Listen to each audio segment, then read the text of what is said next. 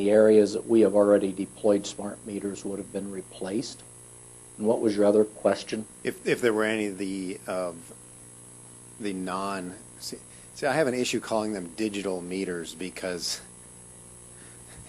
that's, anyway, I think I'm gonna have to resort to calling them digital meters, and I'm gonna put an asterisk next to it every time I say it. So the digital meters that have, any of those been replaced with AMI?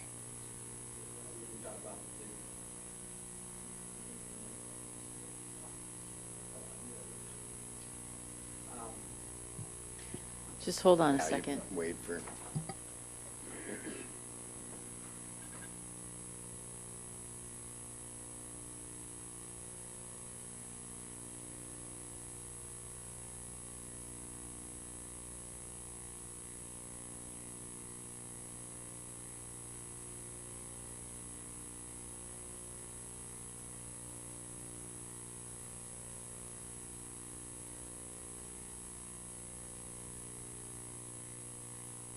So your question again was? Was if any of the non-AMI digital meters have been replaced with the AMI meters? Yeah, in all of the deployment areas where we've deployed AMI. The only exception to that would be anybody that was on the hold list did not get an AMI meter, irregardless of what type of meter it was they had. And so they may currently have a non-AMI digital meter. Yeah. And earlier, there were discussions about the number of pulses per day on average or typical. And there were 6 pulses for the hourly data plus 1 daily snapshot. Can any of that daily snapshot data be transmitted at the same time as a interval pulse? My understanding is no, that's a separate transmit. And then at some point, there was discussion about a customer's bill being influenced by an AMI. How would a customer's bill be influenced by the type of meter that is installed at their residence? Yeah, I think that is and that's not uncommon that utilities when folks get an unexpectedly high bill, and they've had an AMI meter changed out, they've come to that conclusion that the smart meter overcharges. But I think it's just didn't maybe realize it was hotter this summer than it was last summer, or there were a variety of factors that went into that. Well, I believe this was in conversation with Mr. Marcus, and he asked something along the lines of, if a customer's bill would change, and I believe your answer was you weren't sure. You know, a place a customer's bill could change would be if they had an analog meter and that particular meter was recording slow. Okay. And now you bring in an AMI meter, you're within that plus or minus 2% tolerance, which maybe it wasn't before. Okay. And do you know if any of the customers have indicated that they do not want an AMI meter if they currently have a non-AMI digital meter? Yeah, so I think there probably are customers out there that have a digital meter now that would desire an analog meter in the future, but they already had a legacy digital meter, and now they maybe want to go back to an analog. And at one point you mentioned that the cost of replacing, I believe it was an analog with an AMI meter, and I know that number itself is confidential, but you said that is in the record, the analog to AMI, correct? We supplied via data request, we supplied, I believe, to Mr. Marcus the cost of an AMI meter. I don't know that we ever supplied the cost of a digital non-AMI meter. Okay, well, you anticipated my question because it was going to be, do we have any data on or cost analysis for digital the non-AMI digital to an AMI, and then similarly, well, yeah, that would be the only one. We could supply confidentially the cost of a digital non-AMI meter. Thank you. Mr. Bauer, could you please explain to me the distinction or difference between a hub and spoke network and a mesh network? I'll try. If I don't get it right, Mr. Reed can certainly explain it better than I can. But for the system that we are deploying, the meter communicates with the communication tower. We have about 180 communication towers spread across the state, and those meters talk directly to that tower. Now, we've had some discussion around buddy mode, but those communicate directly with the tower. A mesh network communicates, simplistically, it's like everything is in buddy mode, and the mesh network talks to the next meter, to the next meter, to the next meter, and it's a constant communication network that depends upon the other meters to pass along those pulses, if you will. And with the buddy mode, how do you spell buddy? B-U-D-D-Y. It is just Like that my best simple. buddy. Yep. Okay, so in the buddy mode, Mm-hmm. tell me how that differentiates from the mesh network.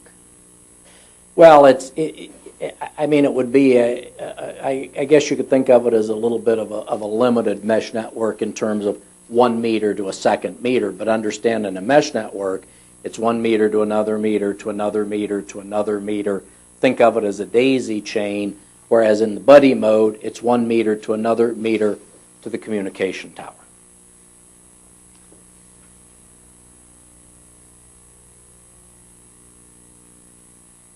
Is it possible that in buddy mode, it could go to 1 meter, find it can't connect there, go to another meter, connect there? And then how does that differentiate between the mesh network? I would ask that you save that question for Mr. Reed. He's the census expert on that.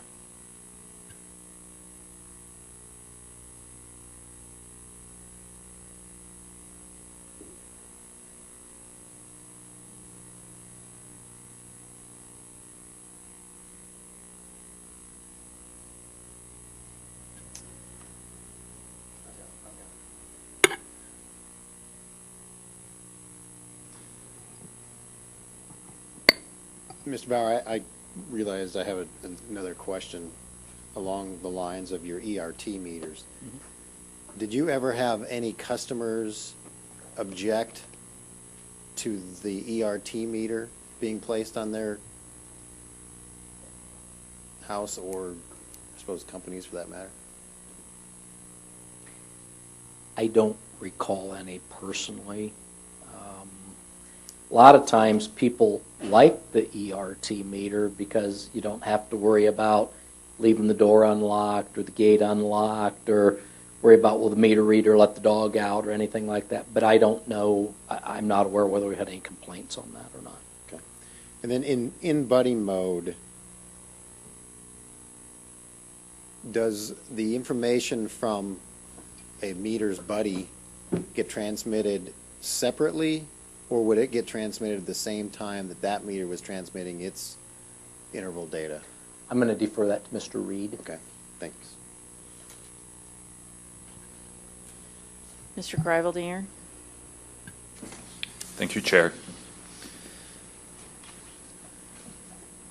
Mr. Bauer, earlier today you were talking to Mr. Schuling about the privacy policy. Do you recall that line of questions? And one of the questions was, well, actually, let me back up. Do you have a copy of OCA hearing exhibit 110 Yes, in I front do. of you still? And I'm looking at the attachment there, too.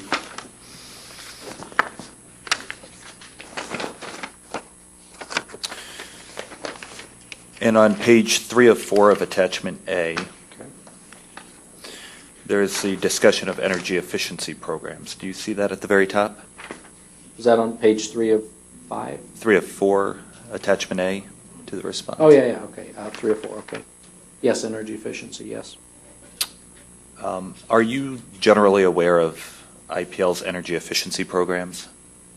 Somewhat. Are you aware of whether IPL contracts with entities to help implement energy efficiency programs? My understanding is we do.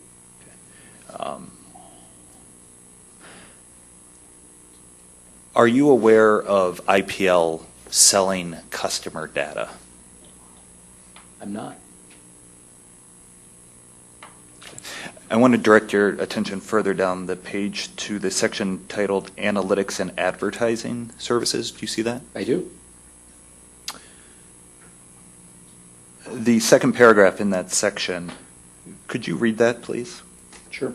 These entities may use cookies, web beacons, device identifiers, and other technologies to collect information about your use of the online services and other websites and online services, including your IP address, web browser, pages viewed, time spent on pages, and links clicked.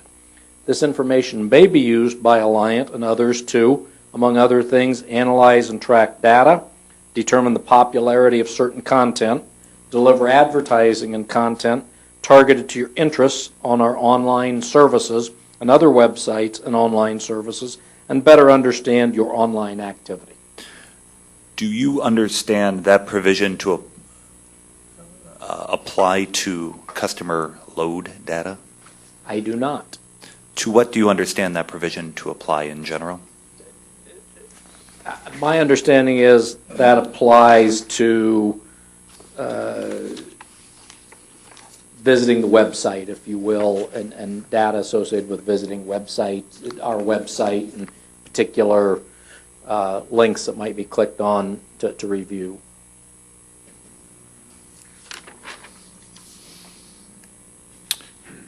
When you were talking with Mr. Schuling, he also inquired about the transition from digital to analog meters. Do you recall that? I do. And during that discussion, he asked you a question regarding first installing digital meters in 2010. Do you recall that? I do. Is 2010 the first time IPL had digital meters? No, as I recall, we've had digital meters. When we implemented time of use program, that required a digital meter, and that was, I don't know, back in the 80s maybe it was. I don't know exactly when it was, but it was probably back in the 80s sometime. So in 2010, when IPL last installed an analog meter, was IPL also installing digital meters? Yes.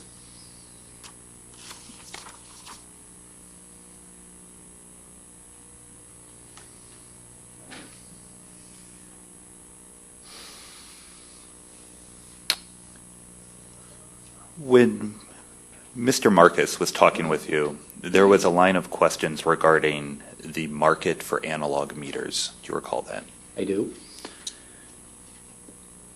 And you provided a discussion of some of your basis for understanding the analog market, correct? Yes, I did. You also testified that IPL sells its used analog meters, correct? Yes, we do. Does that provide you additional insights into the market? Yeah. I mean, you could say it provides some insight in terms of what the value of an analog meter is. And if you could speak in a non-confidential way, what would you say, what does that inform you about the market? That selling used analog meters into the marketplace, you receive a pittance for the cost of those.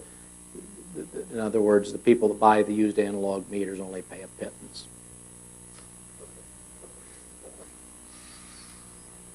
Mr. Marcus also asked you about meter test lot sizes and posed hypotheticals of different groups and how many meters you'd need to have. Do you recall that? I do.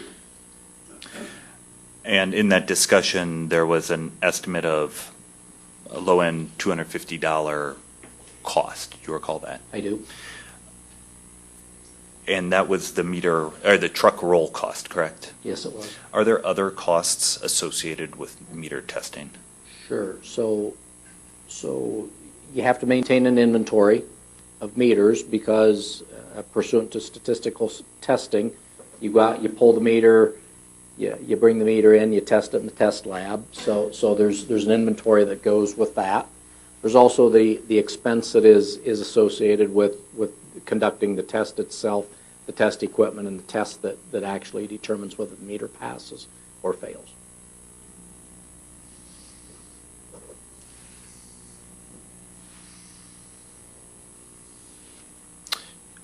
Mr. Marcus also had an analogy for you regarding a restaurant. Do you recall that? I do.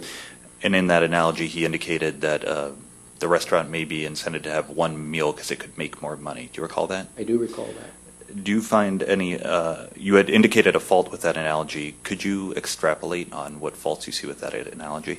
Yeah, I think Mr. Marcus's question, as you asked, was around how much profit the restaurant could make. We are as a regulated utility, that is determined by the board, so we don't have endless possibilities to make profit like what a restaurant might.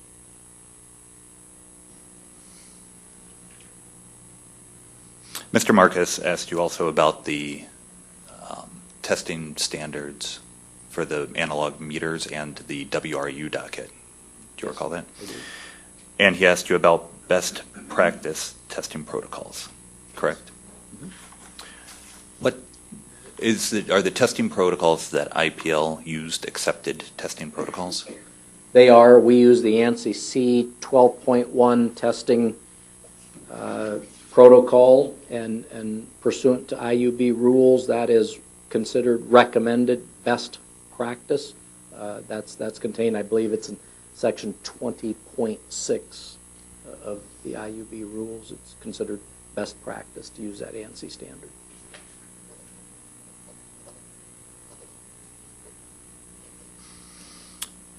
And for clarity, when you pull a meter for testing, let's say an analog meter, and that meter fails, do you put it back in service? No, we do not. We dispose of the meter.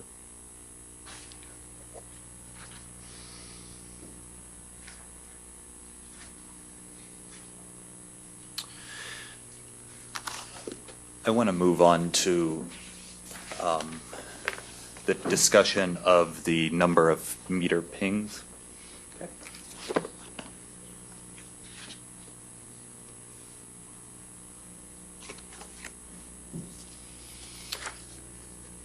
And in particular, I want to reference what was Marcus tab 26 in the supplemental response. Did you say tab 26? Pardon me, one moment.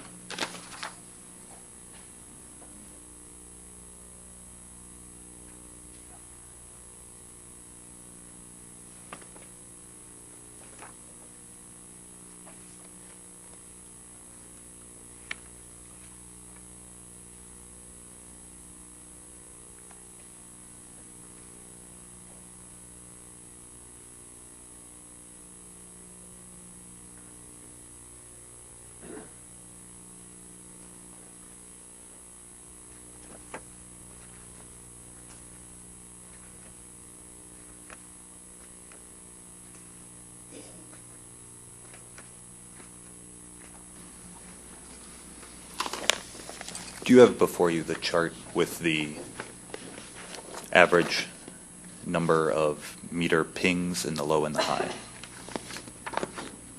I do. Tab 3. Thank you, Chair.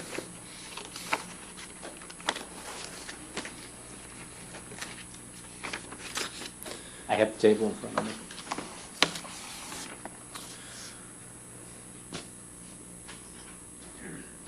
Can you explain why you included the minimum number of transmits in the calculus for the average? Yeah, I think if you're going to look at an average, you need to include everything. If we would do as we suggested and take out the low number as suggested by Mr. Marcus, then I think that skews the data the other way, and you'd have to make some arbitrary decision of what should be on the high end of that. So I think to get a true average, you just include everything. Do you believe that the numbers for the Iowa meters reflect what IPL expects long-term? No, those average transmits will come down. I mean, if you look at Wisconsin, we are in the 6 to 7 transmits a day. That's design. In essence, that's it, design, and I'd expect we'd be there in Iowa as well once we get through the tuning process. You had testified before about a snapshot. Does WPL have a snapshot? It does not. So any of that data, you'd have to add one additional transmit to reflect that snapshot.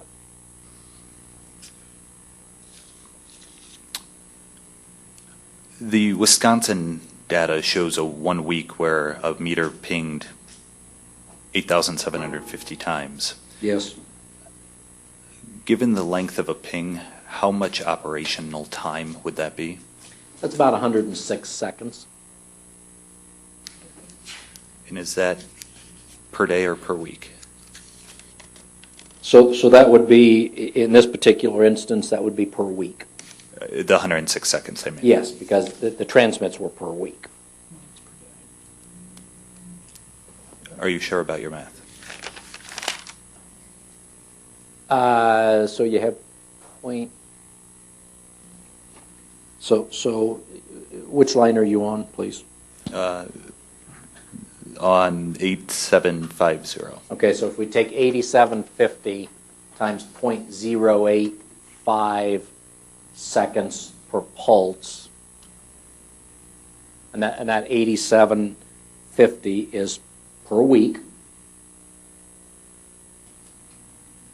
So am I allowed to use a calculator on the stand? Would we stipulate that is per day and not per week? Are you willing to accept that? Mr. Marcus, I need you to speak into the mic so that we can record your comment back. Yeah. No. Well, Okay, he said no. I got that. so I think it's 106 seconds a day. And yes, you can use a calculator if you have one. I do.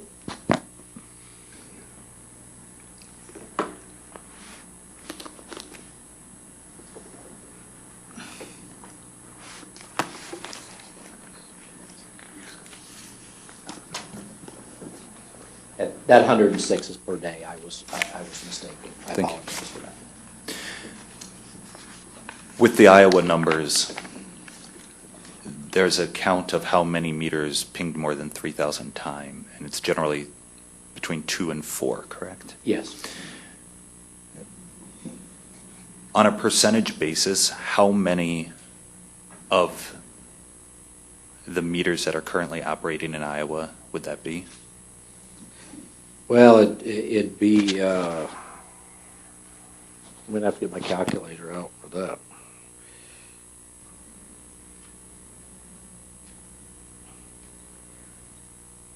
So that is 0.00000943 thousandths, millionths of 1%. So it's an insignificant number. And you stated before that when IPL sees those, that it will seek to fix them. Is that correct? That is. Were any of these meters triggering alarms that caused safety concerns? They were not. Had they been triggering safety alarms, would IPL's reaction been different? Yes, it would have. We would have responded immediately.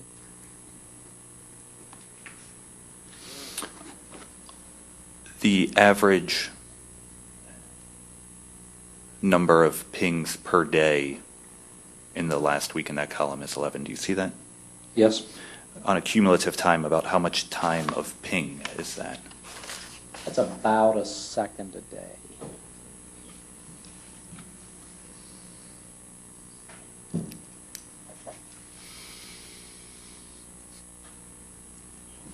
I have no more redirect. Mr. Bauer, I would remind you that we will be having confidential session tomorrow, and you need to stick around for the remainder of the hearing. Colonel Wagner, did you have another? Okay. You may step down. You may call your next witness, who should be Mr. Kronk. IPL calls Dennis Kronk.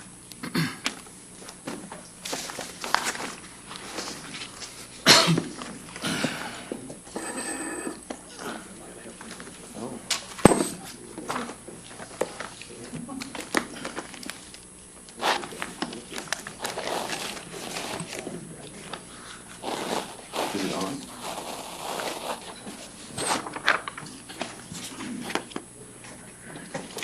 Kronk, please raise your right arm. Do you swear that the testimony you're about to give is true and accurate? Yes. Seated. Mr. Clisto, you may proceed. Please state your name and spell your last name. Dennis G. Kronk, C-R-O-N-K.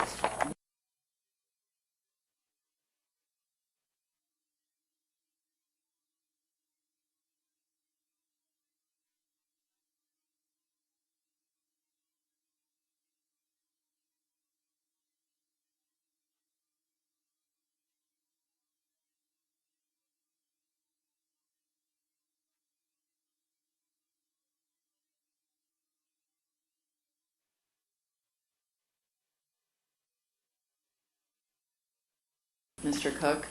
Mr. Marcus? Yes, Mr. Kronk, on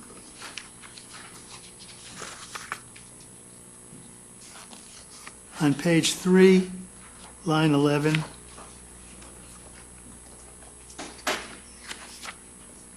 you state your qualifications favorably as compared with real estate brokers, correct? On 9/11? Well, you conclude about the real estate agents there, but your testimony is basically from line 3 to line 14 about the number of classroom hours that you take and the number of classroom hours that the real estate broker or agent takes and so forth. Your training. I'm making it distinguishing between the qualifications I have to value real estate and the qualifications and training that real estate agents have. But real estate agents do things other than value real estate, correct? And they're the ones who have firsthand knowledge on the ground of what a buyer and a seller are negotiating in connection with a real estate sale, correct? Real estate agents are primarily salespersons. They're marketers. Appraisers are valuers. Well, I'm just asking whether or not the real estate broker or the real estate agent is the one in direct communication with a buyer and a seller as compared to you. I communicate with buyers and sellers on a regular basis, but certainly not as frequently as a real estate agent, yes. In fact, you come in pretty much after the fact to look at a sale that has been completed and what the selling price was, correct? You look at comparable sales prices when you're evaluating an appraisal of a piece of real estate, correct?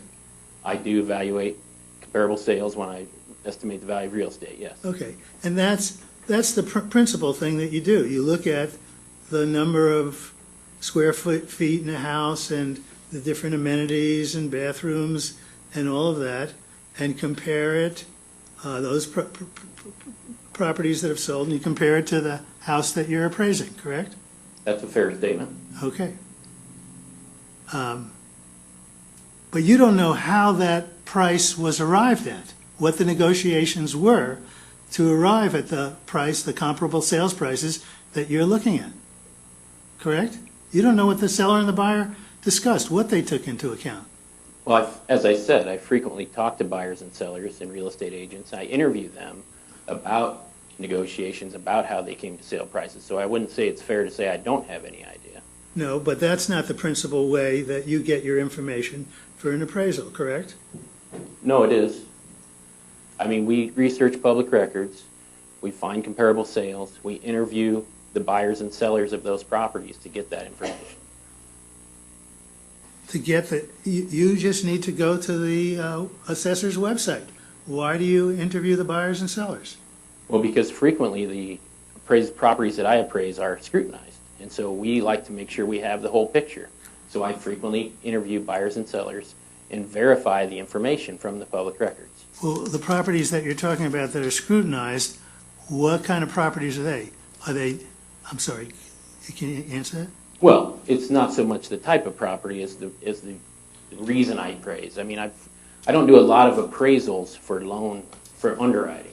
Most of my appraisal work is related to legal issues, whether it be condemnation or tax appeal or estates, things of that nature.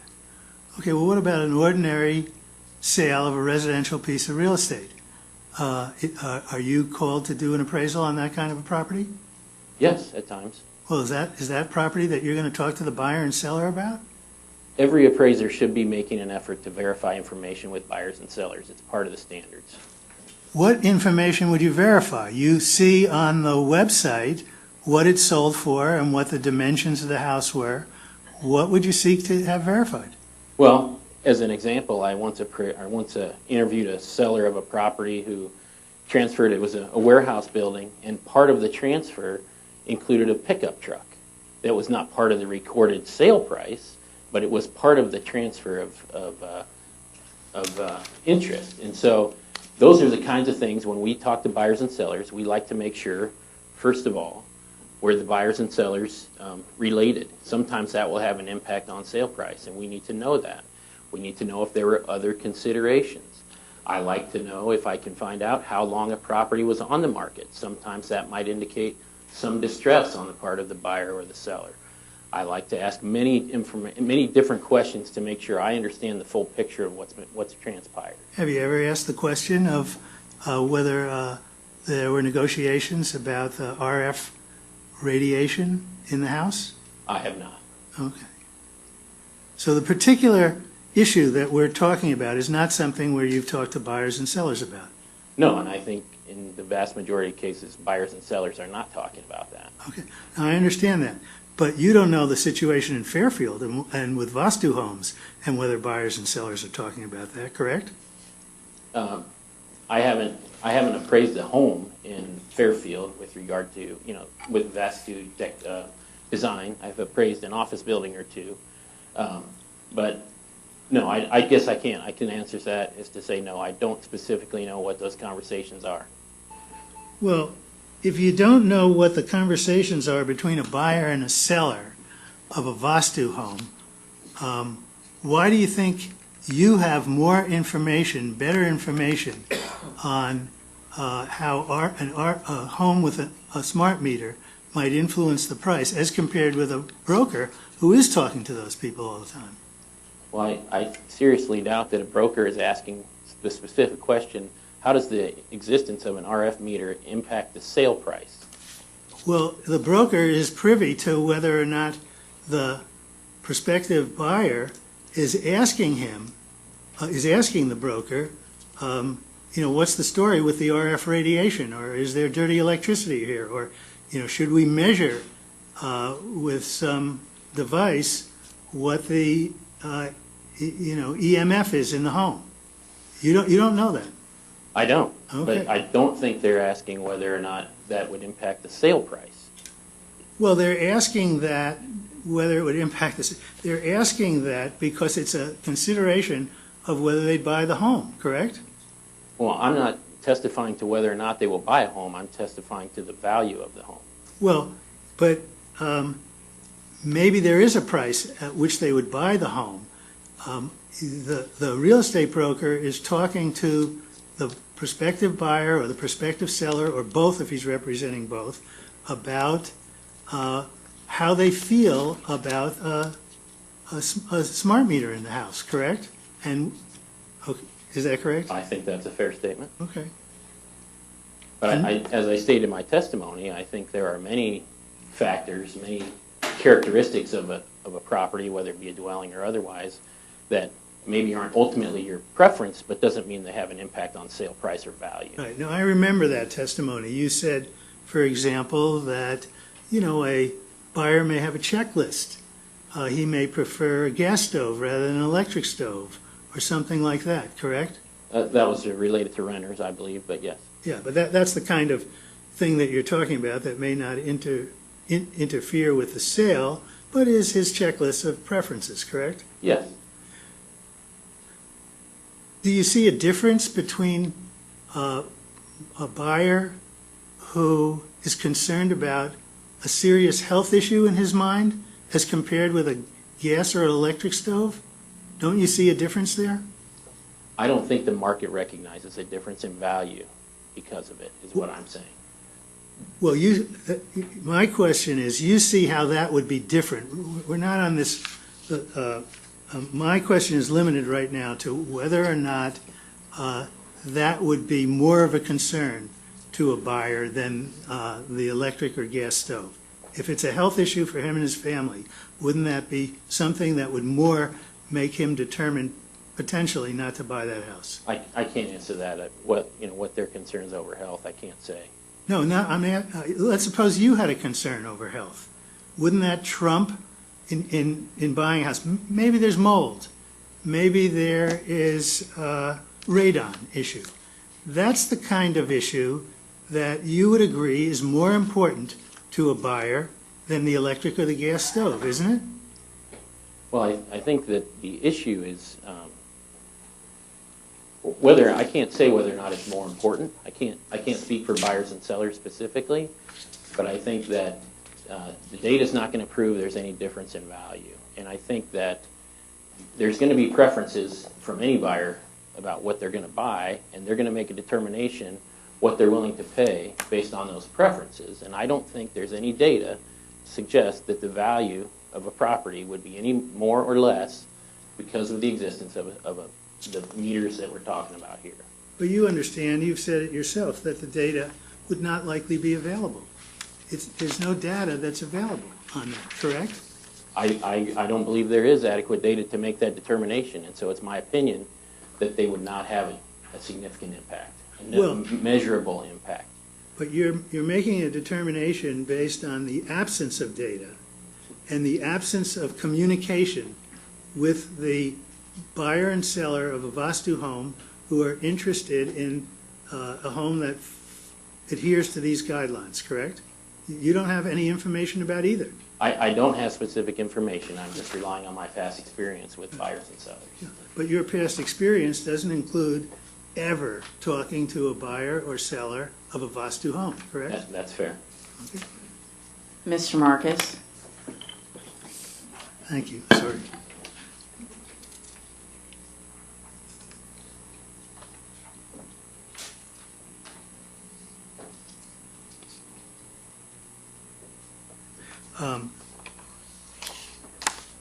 Are you aware that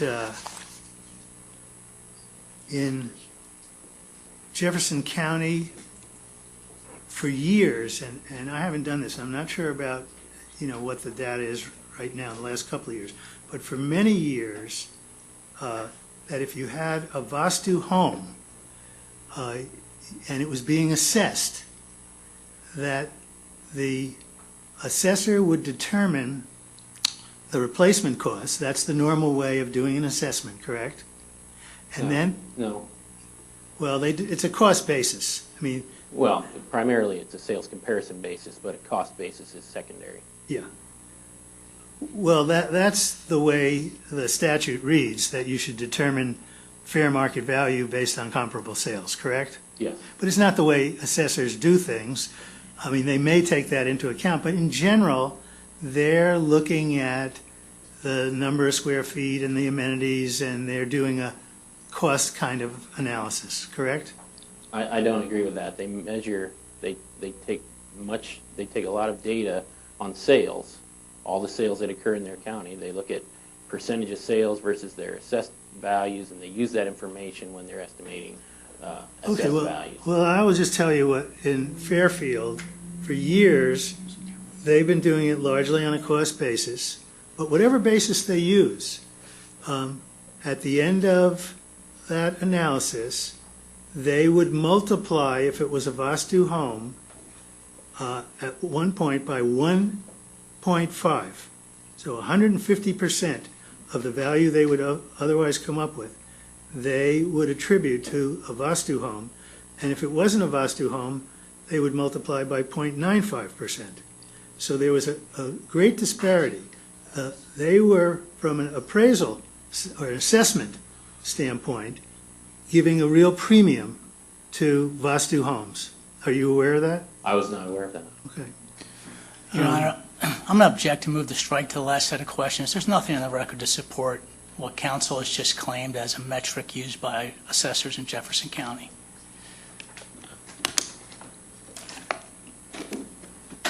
Mr. Marcus, do you want to attempt to, Well, maybe I could ask the question of Mr.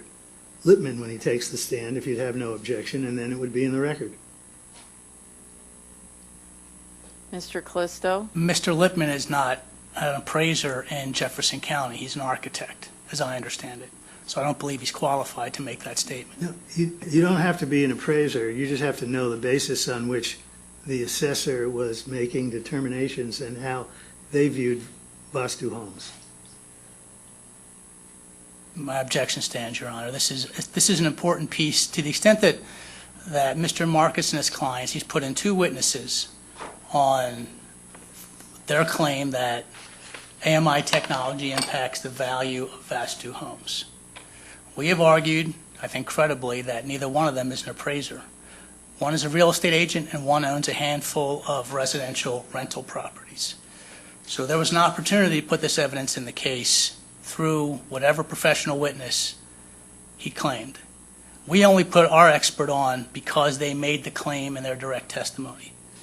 So we only put it on in rebuttal for that purpose. To bring it in now through somebody who's not an appraiser at this stage of the game, I think is doing an end around on the board's standing procedure to get this in through pre-file testimony. Just a moment.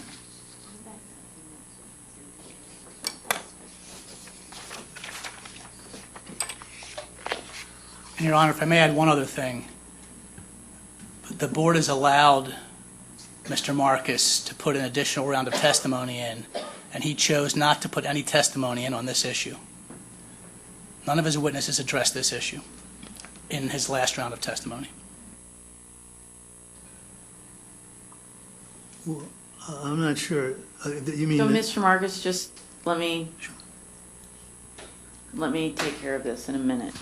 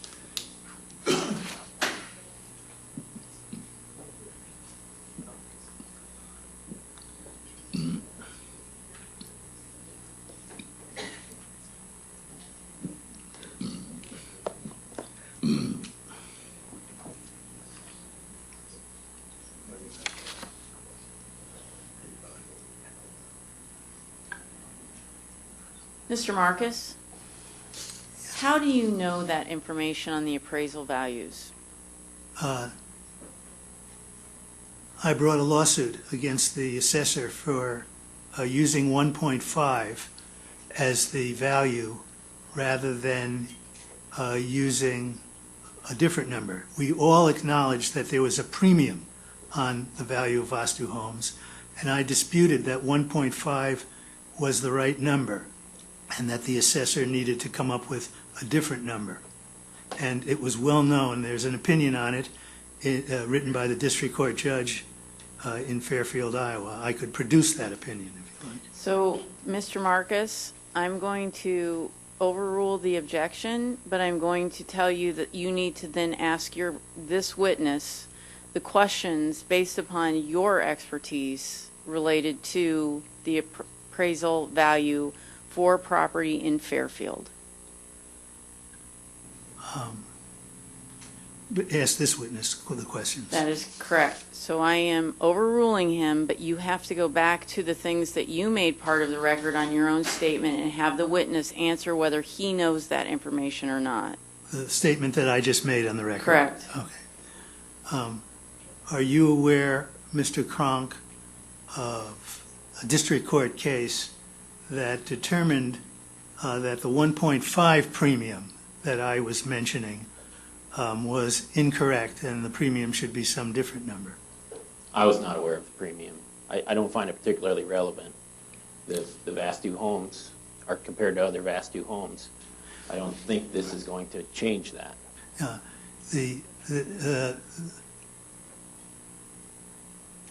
The comparison in the case had to do with Vastu homes being compared to non-Vastu homes, and the Vastu homes being given a premium. You understand that? I understand, but Okay. I'm saying that if you appraise a Vastu home, you're going to compare it to other Vastu homes that are going to have similar characteristics. If those Vastu homes both either have the AMI technology or don't, it's not going to have an impact on the value of those homes. Okay, well, that's really the question. How would you know that? You've never talked to a buyer or seller of a Vastu home. Well, what I've explained in my testimony is that if the options are to either have the meter or to not have the meter, the value is going to be the same. Okay, well, that's speculation without having talked to a buyer or seller of a Vastu home. Wouldn't you agree to that? I don't think you're understanding what I'm saying. So let me try and clarify. I'm saying if the AMI meters are allowed, and so every Vastu home has an AMI meter, that comparing this Vastu home to that Vastu home is not going to be there's not going to be any difference. And so there's no indication that the value would be different. Except that the value of both of the Vastu homes, one with a meter, both of them having a meter, may decline because the purchasers aren't tied to Fairfield, for example, correct? I think that's highly unlikely. Well, what do you base that on? Well, people have been coming to Fairfield for many, many years, long before there was a prevalence of Vastu homes available. So I don't think that it's an absolute that folks affiliated with the university or with what I believe one of the other experts referred to as meditators absolutely require Vastu homes. But you understand that people have been coming to Fairfield for many years and buying Vastu homes when there haven't been smart meters. Yes, they've been buying non-Vastu homes and Vastu homes for many years. Okay, but the Vastu homes that they've been buying that have not had smart meters. And now if they come to Fairfield and they want a home, if this AMA project is approved and everybody has to have a smart meter, then they will either have to buy a Vastu home with a smart meter or walk away, correct? Or buy another home with a smart meter. Yes. Yeah. And may decide not to move to Fairfield if they want a Vastu home. I mean, you understand that there are Vastu homes in places other than Fairfield, correct? Of course. Okay.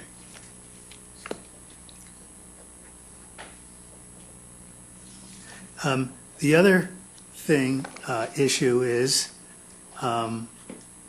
you've seen the supplemental testimony of Mr. Lippman about Access Energy's smart meter, correct? I've read that, yes. Okay. So they might decide, even if Alliant decides that everybody has to have a smart meter, that those homes in the Alliant area are less desirable than the Access Energy area, because the Access Energy uses a smart meter without wireless technology, according to the Lippman testimony, correct? It's a possibility. I don't know where the Access Energy area is. Well, the Access Energy area is partly in the Vedic City area and partly not in the Vedic City area, but there are many, I think it's in the record, there are many Vastu homes in the Access Energy area. So a buyer could decide, because Alliant has smart meters with wireless and Access Energy doesn't, that the buyer will go to the Access Energy area rather than the Alliant area, correct? They could decide that for any number of reasons. They could. But you don't know from talking to the real estate brokers, again, what their principal reasons are for walking away from a home, correct? That is correct. In Fairfield, Okay. I do not know that.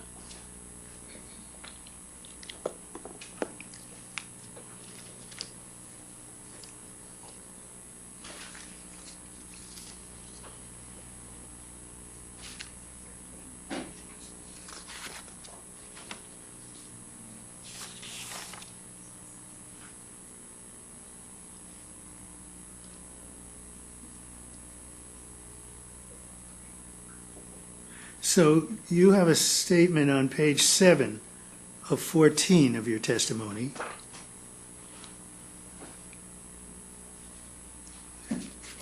And I'm sorry, that testimony is the market overall rather than the market for Vastu homes. Correct? That's a general, yeah, not Fairfield specific. That's But- just a general. But in the Vastu homes, in the market, you say you don't believe a buyer or a seller of smartphone technology, that's going to be reflected in the market value generally of homes in Iowa or elsewhere. I'm sorry, could you repeat that? Yeah, it says, I believe the market overall would not recognize a significant difference in a dwelling with metering technology and one without. Line 21, page 7. That's correct. I Okay. believe the market would recognize a difference in value. Okay, but in the Vastu area, in the Fairfield, Vedic City area, you really don't know that that's the case because of Alliant offering a smart meter and Access offering a smart meter without wireless, correct? Objection, Well- asked and answered. Please restate the question, Mr. Marcus. Okay. You don't know that a person in the Alliant area, in the Fairfield, Vedic City area, with a Vastu home, whether that person is going to have his market value diminished compared to the person with a home in an access area in Fairfield or Vedic City. You don't know whether there's going to be a difference in market value. Well, there's no data, so nobody knows. Yeah. In my professional opinion, there would not be a difference. Okay. Do you know of situations where people in Fairfield who are looking to buy a Vastu home have walked away from a purchase because they're concerned that smart meters are coming? Not specifically, no. No. So you don't know if that has happened or not? I do not.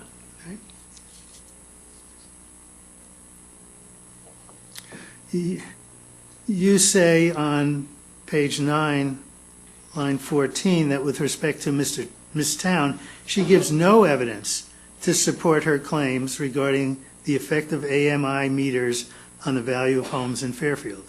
You remember that testimony?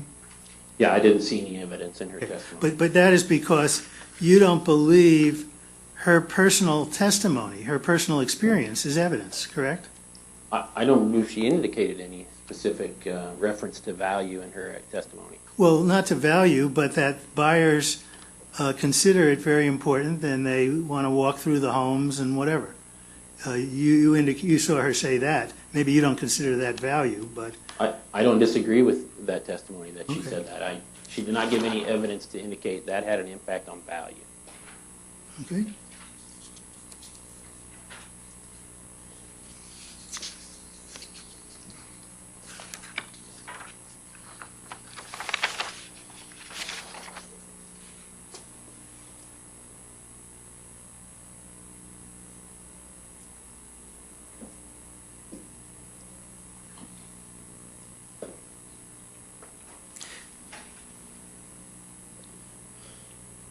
If you see a home that's on the market for a long time, you do see that as an indication that there may be a problem value-wise, correct? Could be any number of problems. But that's Could be that it's overpriced. But that's one factor, at least, that you consider, how long the home has been on the market. correct? Consider when doing what? I'm not sure what you're asking. Consider when making a determination of the value of that home. If a home has sold, No, it's been on the market for a long time, and it hasn't sold. Is that an indication that there's something wrong with the value of that home? There's something the market doesn't like about that home? it's not necessarily an indication of that they don't like the home. It's possibly an indication of that, or it's possibly an indication that the sale price is too high, or it could be the location isn't right. It could be any number of things. I'm not sure what you're asking. Yeah, I was just asking if that's one factor that indicates there may be a problem with the marketing of that home. Isn't that obvious? That With the marketing of the home? Well, the marketability, let's say, of that home. It's possibly that's why it's been on the market. There could be any number of reasons that have nothing to do with the home. Okay.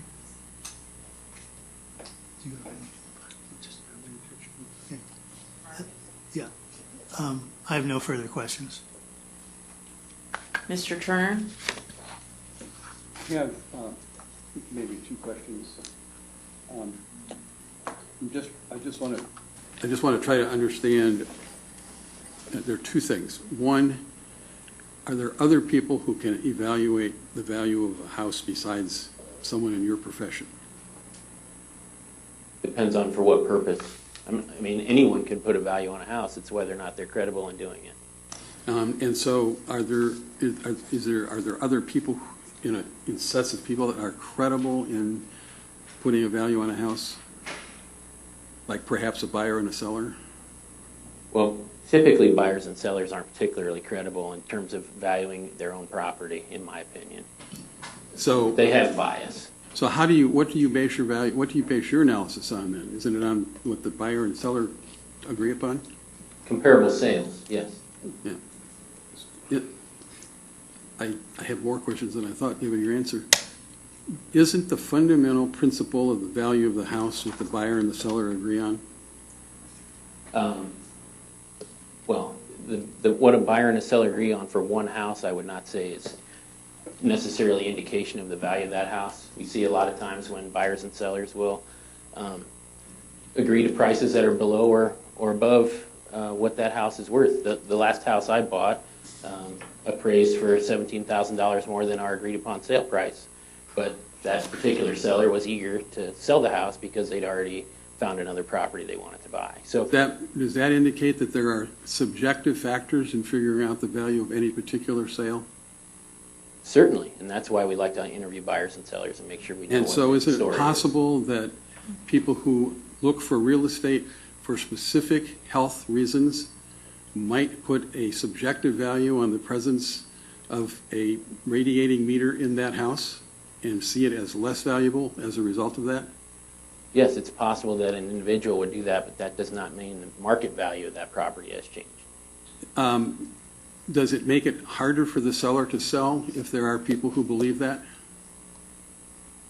I can't answer that question. If that's what everybody thinks, then yes. If that's what a small segment of the buying population thinks, then maybe not. But even the small segment reduces the value of the house by the amount of the small segment, isn't that correct?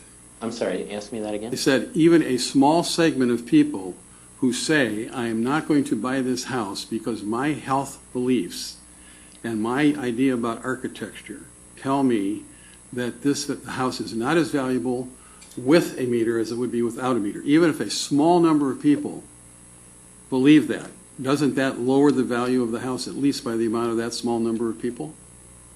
I don't believe so, no. And why? Explain to me why you don't believe that. Well, if let's say there's a pool of 100 potential buyers of a property, and we're talking about one property, and 3 of those people would not buy that property because of any particular characteristic, health or otherwise, there's still adequate number of potential buyers for the value of that property to be realized. Well, didn't you indicate that there was a set of people who like to buy these kinds of houses and they have a set of beliefs about houses and they are interested in buying houses that advance their health? I don't believe I testified. Didn't you to that. say meditators? I believe I said meditators have It's my understanding that someone else testified that meditators are interested in this, yes. So if there were meditators, let's just say meditators, whatever that might mean, who valued houses that did not have radiating devices in them as the market for the houses, would putting a radiating device in that house lower its value? Well, I don't believe it would, but I would indicate, I believe it was Ms. Town's testimony that many of the meditators seek out these houses, not all of them, and certainly many meditators live in houses that are not Vastu homes. So I just think there's an adequate pool of people that you would not have the issue that you're suggesting. Well, the question is an adequate pool. The question is, does putting the meter in reduce the pool? It may reduce the pool, but that does not mean it reduces the value. That's what I'm indicating. Well, if the pool is reduced, doesn't that reduce the value intrinsically? Isn't that the whole point? Asked and answered. I believe it's a different question. I'll allow him to answer it. I think I already answered that. If there's still an adequate pool, then the value still can be recognized. Anything else?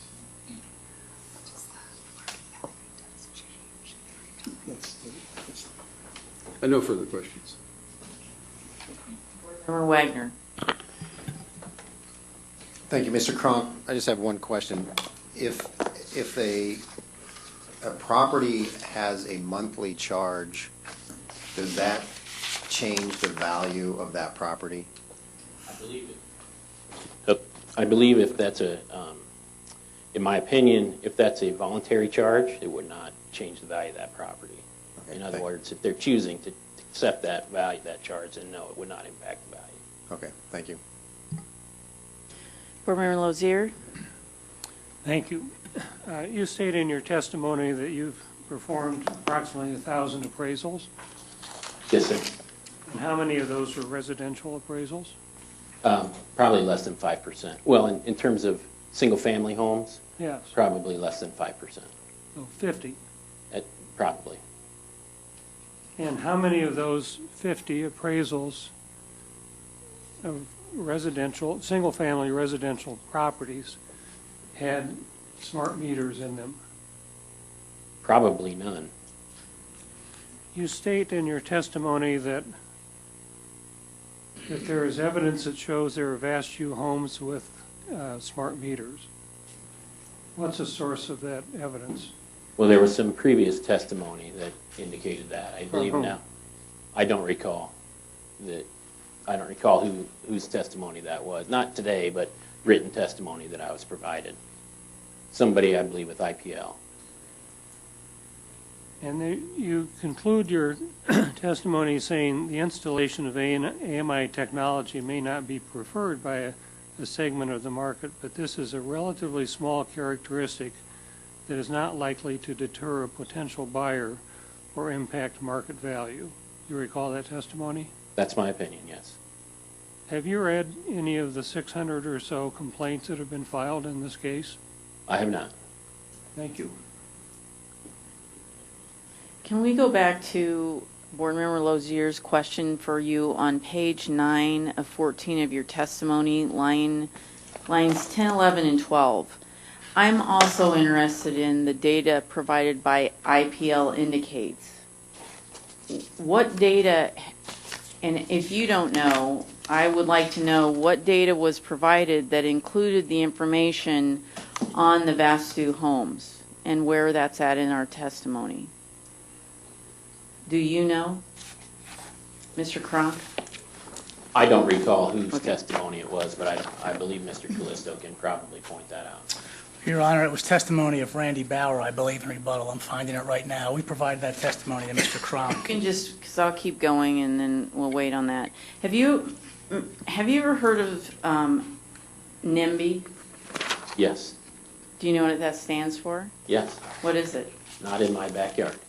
Do you believe that there are instances where property is valued differently because of what is in a person's backyard? Sure. Do you believe that there is real estate that may have stigmas attached to it where the property would be valued less, such as next to a polluted lake. I think that's probably true, yes. What about gated communities? Higher or lower value? Are gated communities, do they have higher or lower values? Yes. In general, I mean, there aren't a lot of gated communities in markets I've worked, but probably in general they're higher.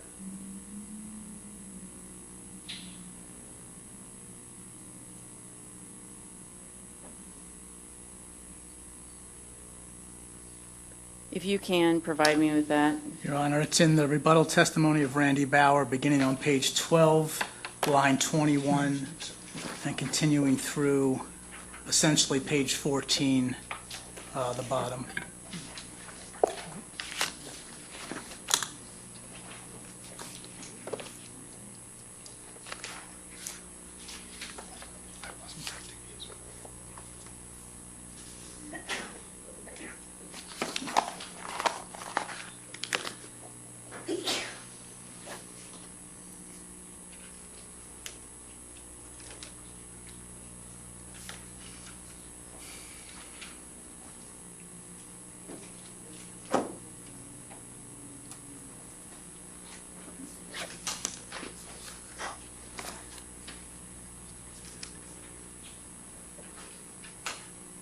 Mr. Callisto, Yes.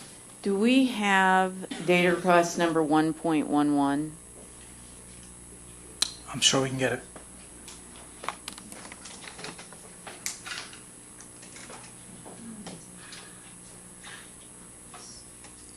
For Mr. Littman or Ms. Matera? Excuse me? Do you know if it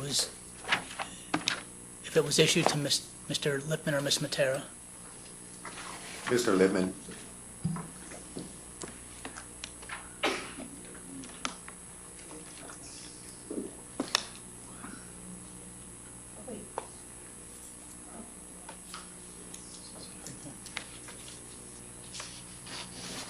May I approach, Your Honor?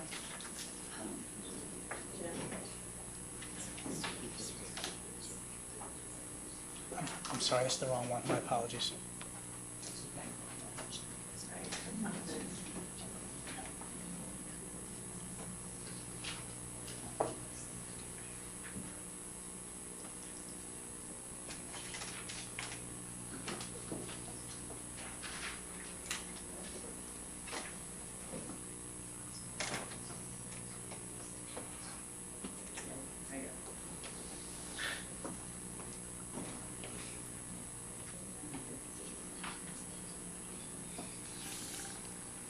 Mr. Callisto, Yes. do you have any further? I'm sorry, no redirect? redirect. Seeing nothing further, the witness may step down. Mr. Callisto, do we need to set up the webinar? 1 second, Your Honor. Yes.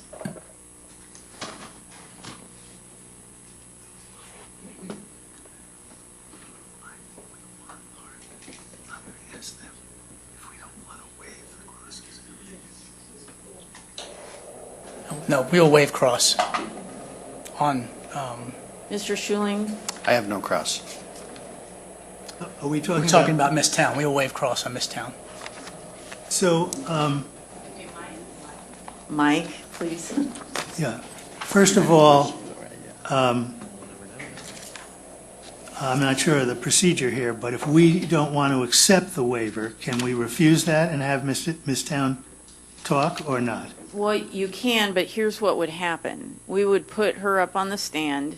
We would have you, we'd call her on the stand, right? And you would introduce her, we'd present her. There would be no questions from any of the parties. That would be it. Right. Okay. So I guess the question is, Mr. Turner, are you going to ask her any questions? Yes, I'll do a check.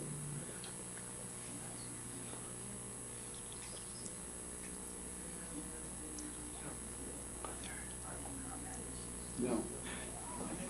But there is a stipulation, correct, for a change in testimony? The one correction. Yeah. I mean, I can tell what that is if I can get, can you give me Town's testimony? Say what? Town's Do testimony. you have Town's testimony? Is it in here? It's not right up here. Oh, right here.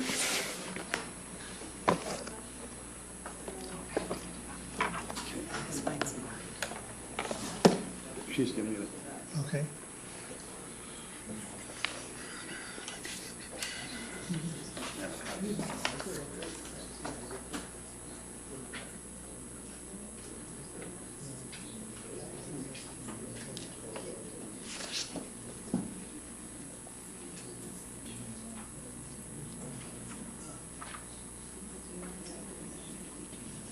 You happen to have town's testimony? Mr. Kronk, I know you're relaxing. We are calling you back on the stand.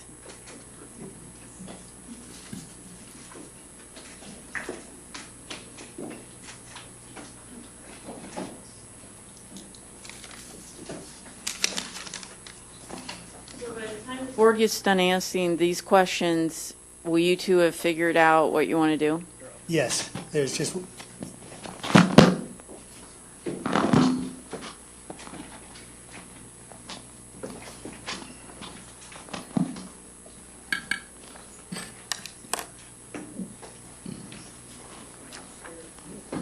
Mr. Kronk, you realize that you are still sworn in?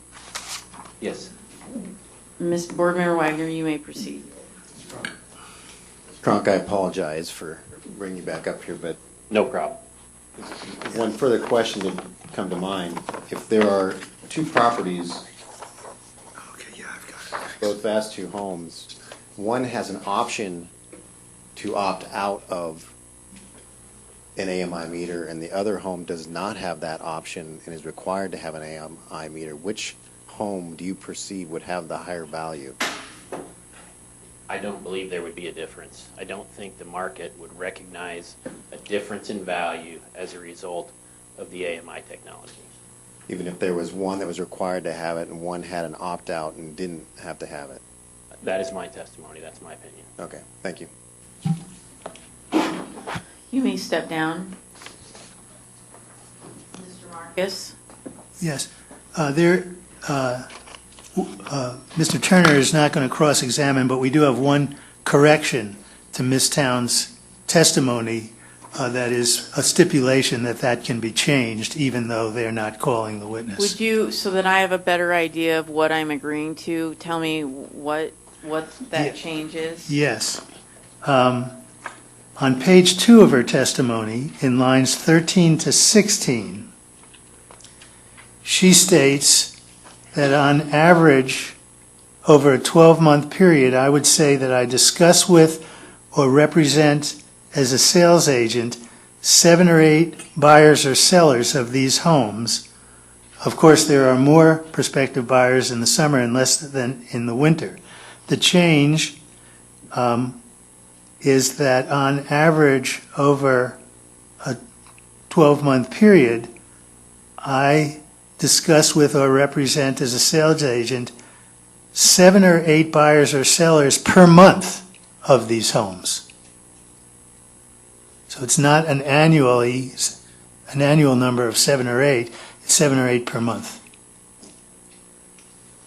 I'm just going to repeat, then the only thing that's being added is we're adding per month into the testimony. Correct. 7 or 8. Sellers per month of these homes. Right, correct. Okay. Is there any other additions or corrections to the testimony? No.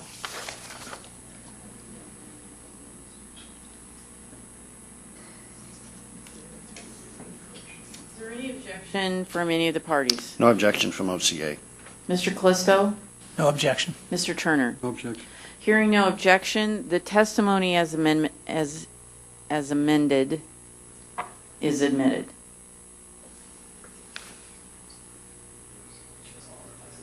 Mr. Marcus, are you going to let her know, or is somebody going to let her know? Okay, thank you.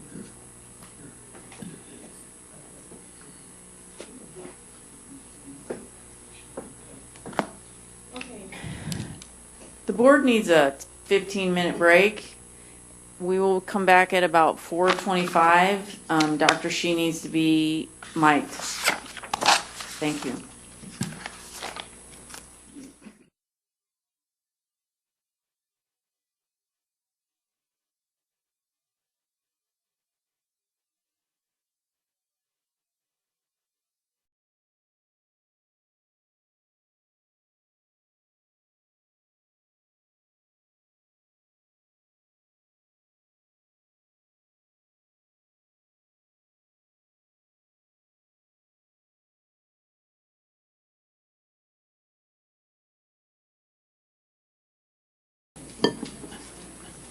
The Iowa Utilities Board is back in session. Dr. Shi, please raise your right arm. Do you swear the testimony you're about to give is true and accurate? Yes, I do. You may be seated. Mr. Schuling, you may proceed. Thank you, Chair. Please state your name Larry Shi, and by whom are you employed.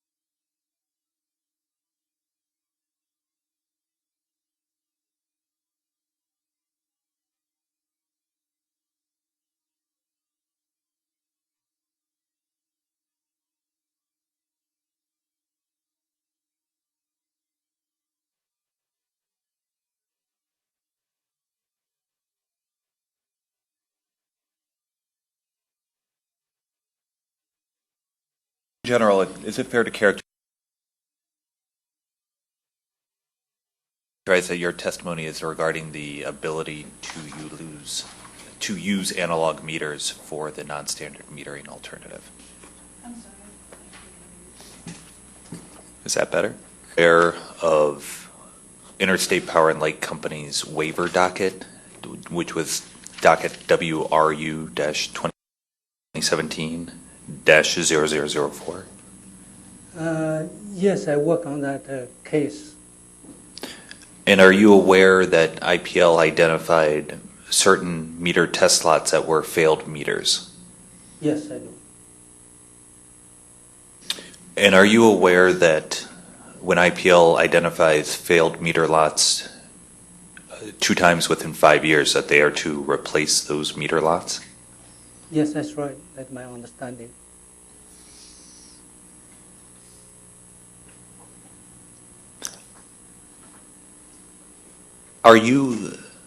Is it your view that if there's a failed meter in a failed meter lot, that meter should be able to be used as a non-standard meter alternative?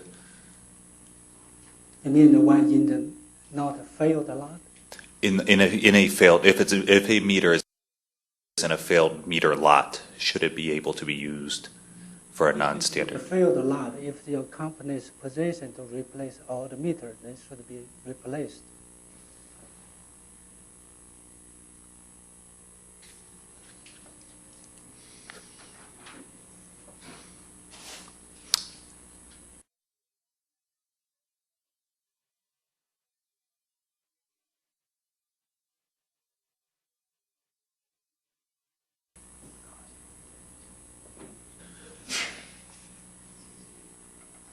Can analog meters perform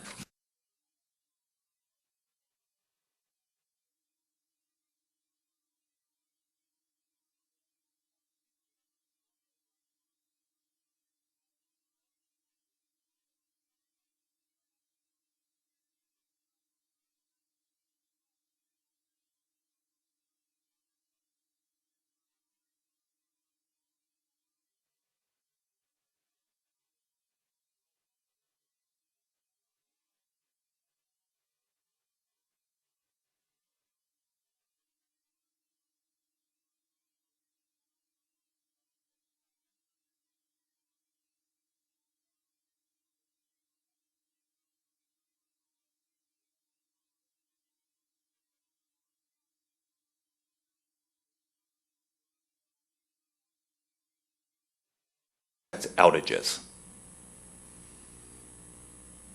I think for the non-AMI digital meters, they will not detect outage too. I think for the purpose you select those alternatives. At this point, I'm not concerned about the non-standard metering alternative. I want to discuss the distinction between AMI and analog meters. And my question is, can an analog meter detect outages? No, Can it detect hot sockets? no, Can it collect data on 60-minute intervals? no,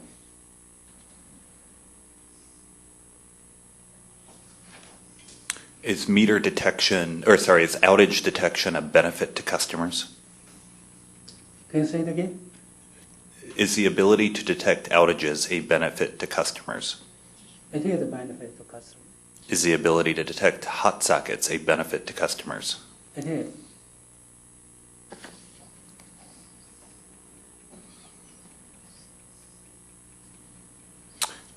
Are you aware of the board ever directing a utility to utilize a specific meter type? No.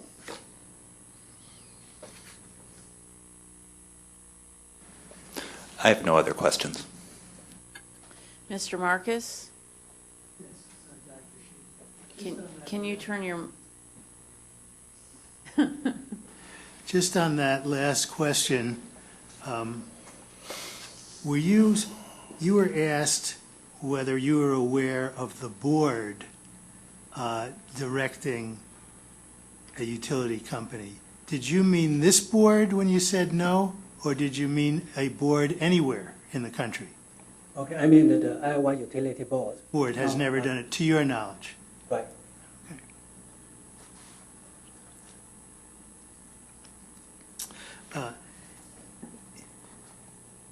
When I was talking to Mr. Bauer and asking him questions, it was determined that of the 23,000 roughly meters that were tested, there were some 18,000 analogs and 5,000 roughly digitals. Do you remember that? Yes, testimony? I do. And that is in Mr. Bauer's testimony. Now, when what was found was a 1.9% plus or minus 2% failure rate for the analogs and 0.14% failure rate for the digitals. Those meters were tested only once, correct? Do you recall whether that's the case or not? I believe all the meters just test once. Once in those. And so that wasn't done according to the statistical testing that says the entire lot can be thrown out if some meters fail statistically, correct? Yeah, that's right. That was a different testing scheme.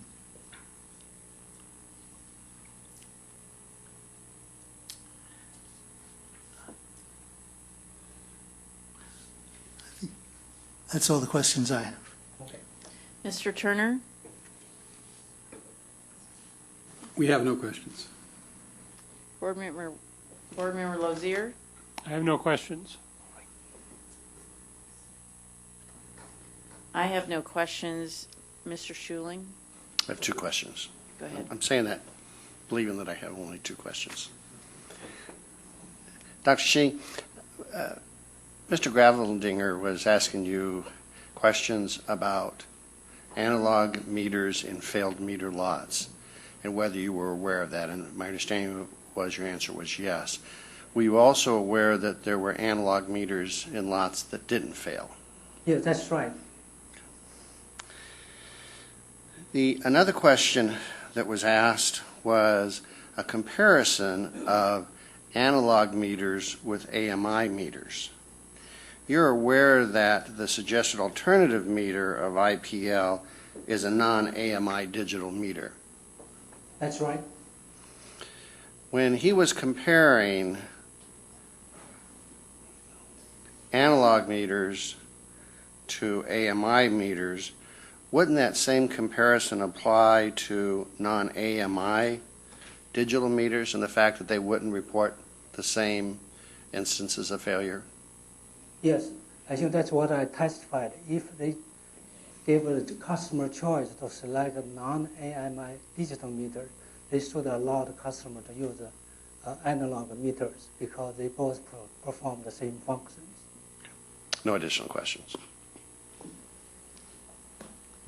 Dr. Shi, you may step down. All right, thank you. Mr. Callisto, you may call your next witness. We're back on schedule, Your Honor, and IPL calls Dave Ogenson.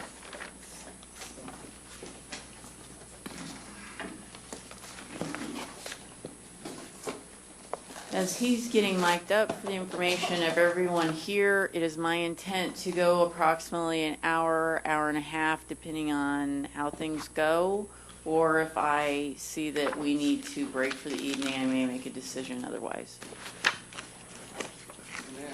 Interrupt just a minute. As I had mentioned earlier, Dr. Shi is actually going out of the country tomorrow. Is he excused now by all the parties? IPL has no objections. Mr. Marcus? No objection. Dr. Shi is excused. Thank you. Thank you.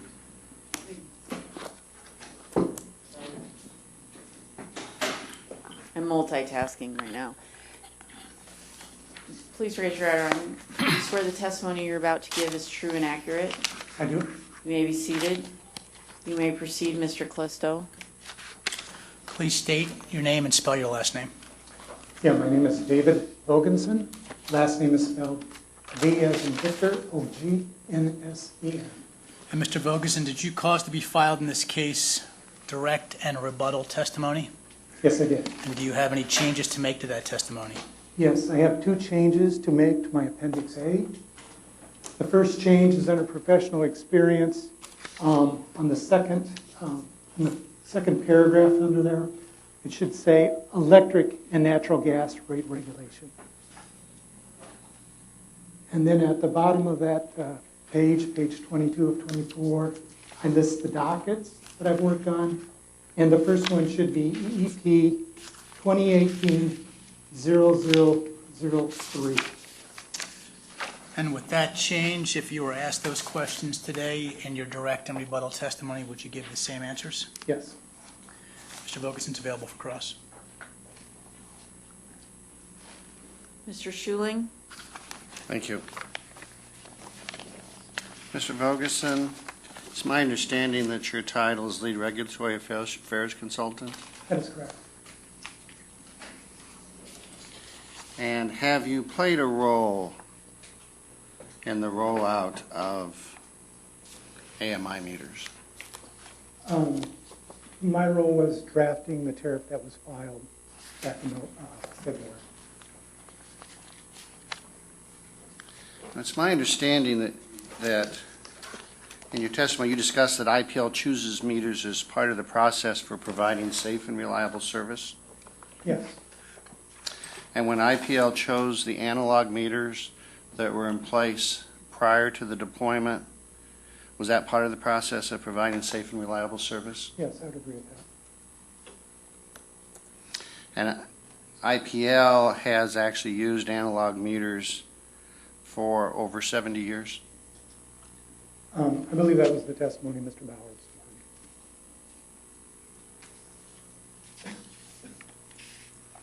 Are you aware of whether the IPL has analog meters that still have remaining useful life? I believe there's still analog meters in service that are being replaced as part of the AMI project. I'm sorry, I couldn't hear all that. I believe there are still analog meters in service that are being replaced as part of the AMI project. Are you aware of whether there are analog meters that have been in place for less than 30 or 35 years? I'm personally not aware of that. Okay.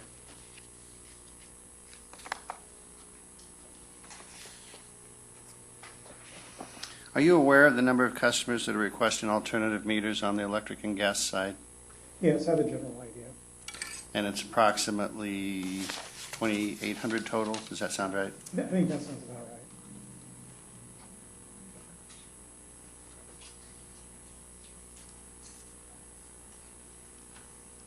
Are you involved in the deployment of the smart meters? No.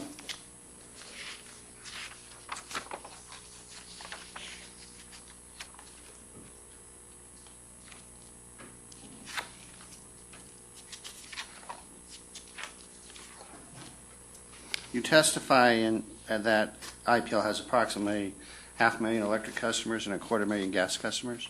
That'd be about right.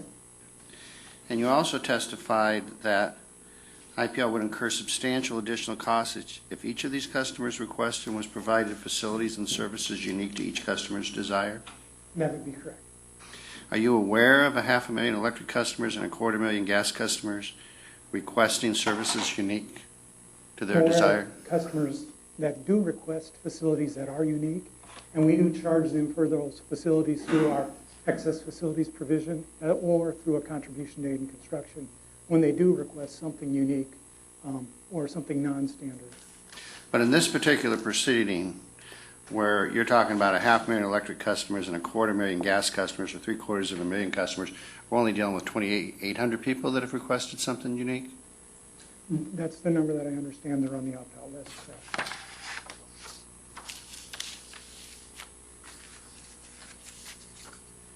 Is IPL charging a fee to customers for the installation of the smart meters? No, they're not.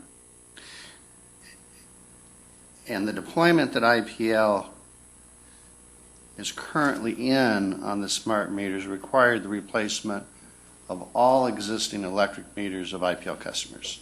Is that correct? That's correct. If a customer had a working analog meter and maintained that analog meter, there would be no installation required or any cost, correct?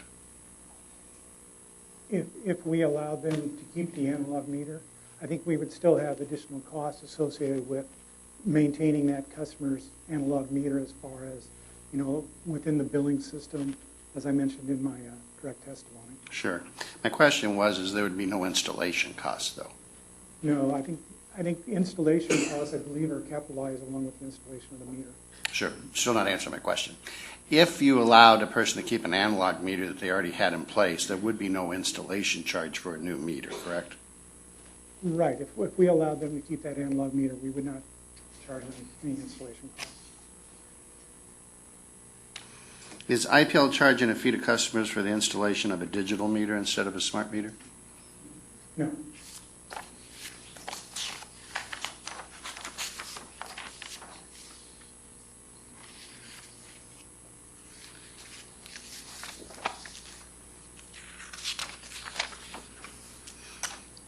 Are you aware that IPL was proposing to revoke eligibility if a customer failed to meet the required meter reading 4-day window twice within a 12-month period? Yes, I'm aware of that. Does IPL guarantee that every customer's meter is read within a 4-day window every month of a calendar year? The 4-day window is related to the fact that we have a typical read cycle of approximately 30 days, and the 4-day gives us a cushion of that we may read that meter anywhere from 25 days to 35 days. That's not my question. My question is, does IPL guarantee that every customer's meter is going to be read within a 4-day window every month during a calendar year? No. And in fact, there's many instances where a customer's meter is not read and estimates are provided by IPL. That's correct. And this occurs many times on a monthly basis with IPL customers. I have no idea how many times that occurs. Would you agree that it regularly occurs?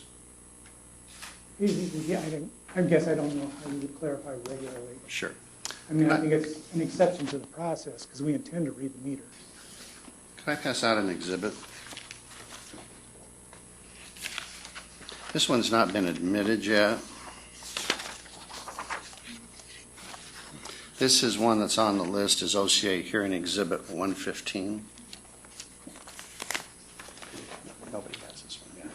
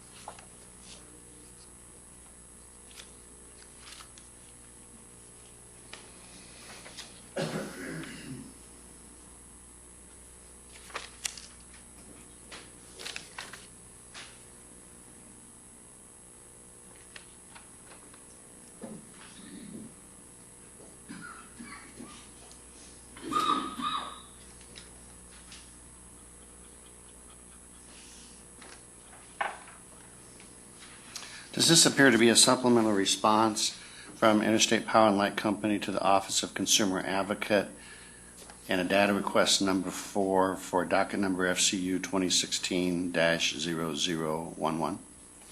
Yes, that's correct. And the author of this one is Shirley Stibb. Are you familiar with Shirley Stibb?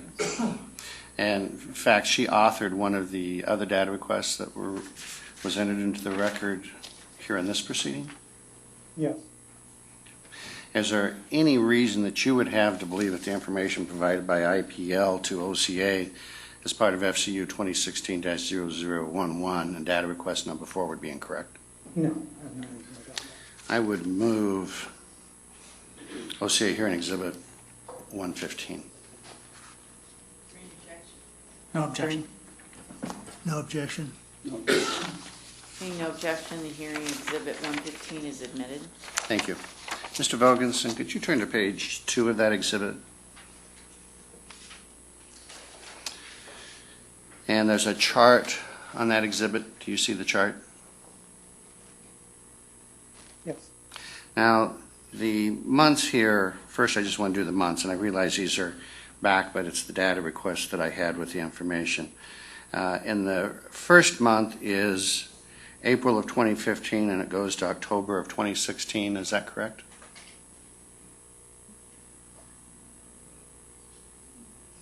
What was that again? Sure. I'm looking at the months, the time period that's covered. And on the very left-hand side, it says month, and the first one is April of 2015, the top month. Do you see that? Oh, it's the numeric year, numeric month. Correct. Okay. And the last one in that column is October of 2016. Yes. So it covers approximately 18 months, about a year and a half. Yes. And in column 4A, it lists total estimated bills with no read. And do the amounts in that column range from about $4,000 to $35,000 per month? It appears it does, yes. And the total for that 18-month period of estimated bills with no read is about $236,000. Yes.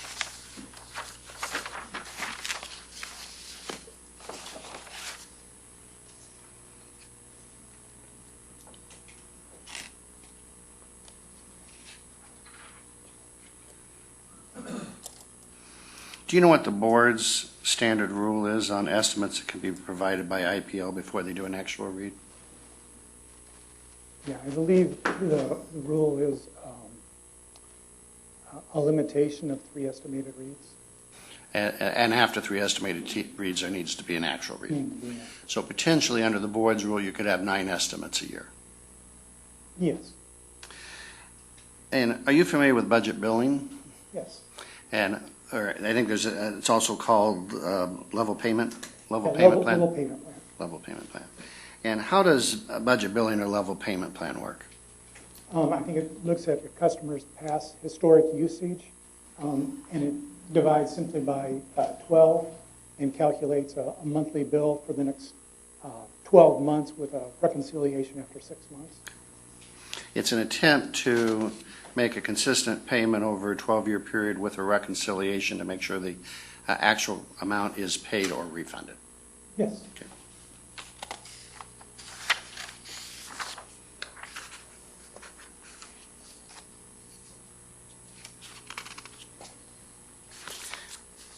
Are you aware that one of the restrictions being proposed for a non-standard meter is that a customer cannot move their meter or have the same alternative type meter if they move to a new location in IPL's territory?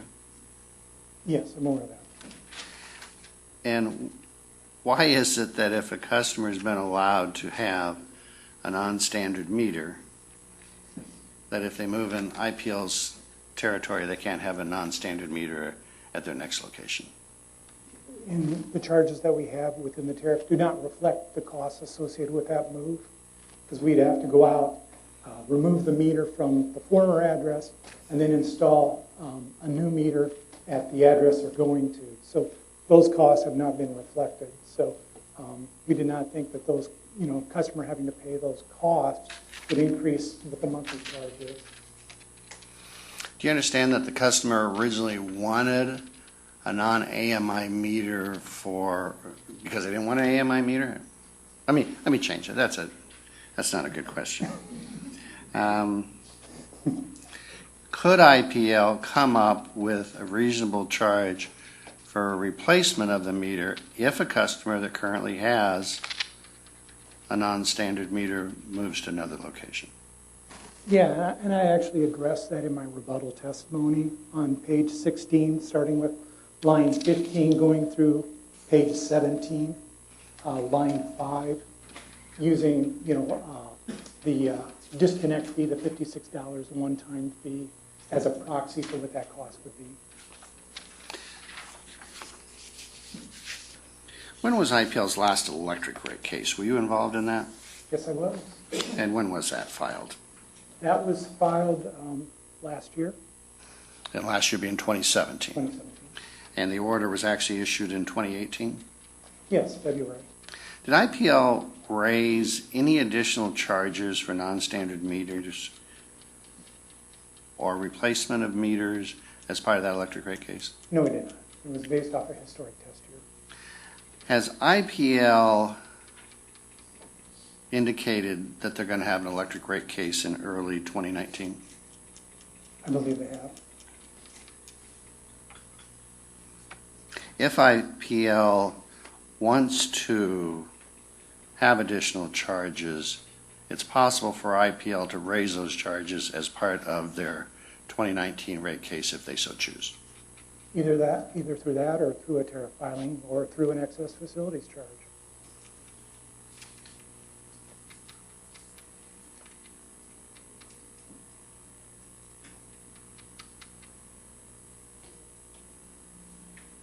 Mr. Schuling, we are going to re-mic the witness as there are problems with it, both live streaming and in the boardroom.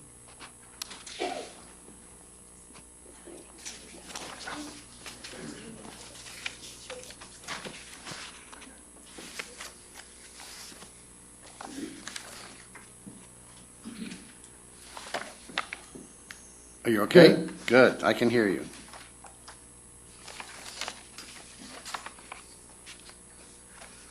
I'm going to turn to page 19 of your direct testimony. Line 11. Yes. On page 19, line 11, you indicate that the amount of meter reading expenses included in the electric rate case we were just talking about was approximately $8 million. Yes.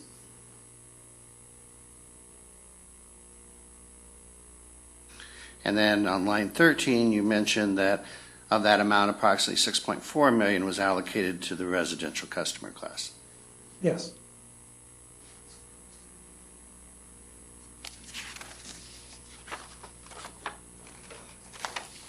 And I'm going to have you turn to page 20, line 1, just a minute. And you indicate that in the gas case that was just filed this year, IPL included approximately $3.2 million in meter reading expenses. That's correct. And then additionally, about $2.5 million of that was allocated to the residential customer class. Yes.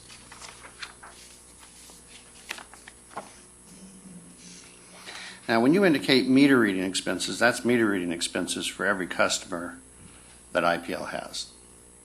And the testimony addresses the meter reading expenses for the residential class of customers, so for every residential customer. Now, as a result of the deployment of AMI, some of those meter reading expenses are going away, correct? And in fact, a substantial amount of the labor costs associated with meter reading will go away. Yes, that's the benefit of AMI.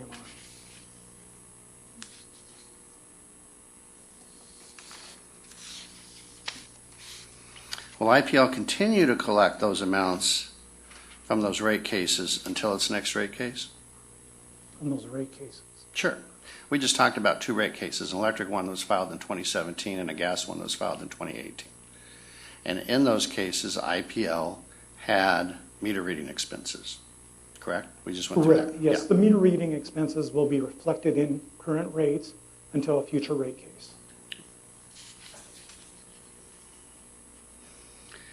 Now, in this particular case, IPL is then asking the board for additional meter reading expenses on top of the meter reading expenses that are already built into the rates.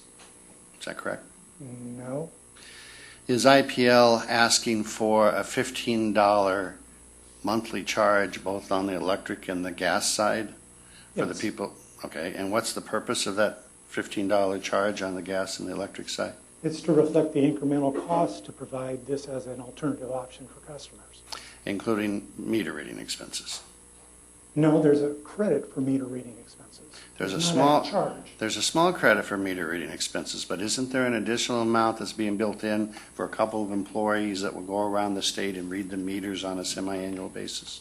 The verification rates, but it's not the recurring meter reading charges that we have in existing base rates that they'll be receiving a credit for.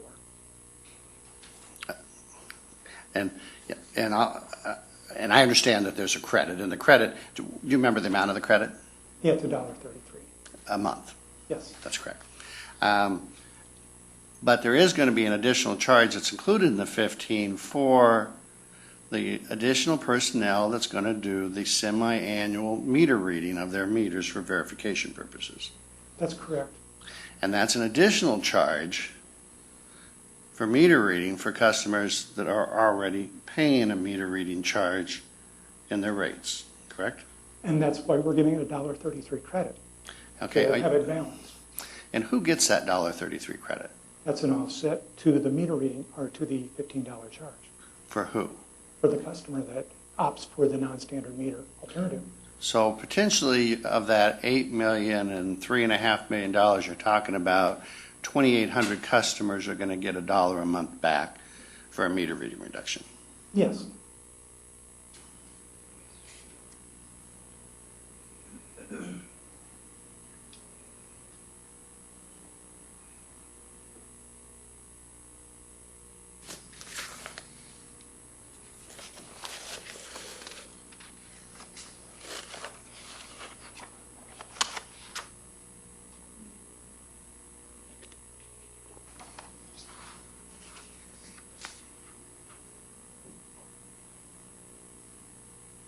I'm going to ask you to turn to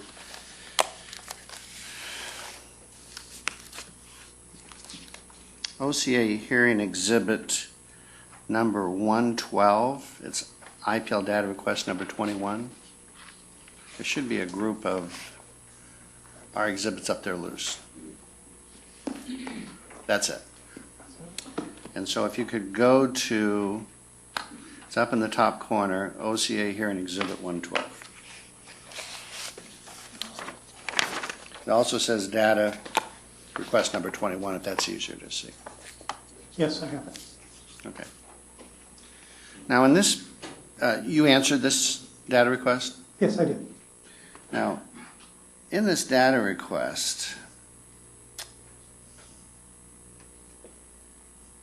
the question under A is, will customers with meters read by AMI devices receive any meter reading credits on their bill as well?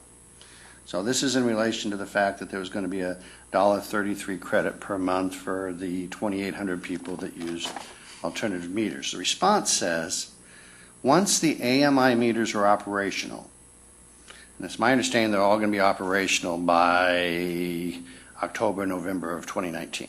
Yeah, that'd be right. Once AMI meters are operational, the benefits of AMI meters, such as reduced meter reading expenses, will also be reflected in rates.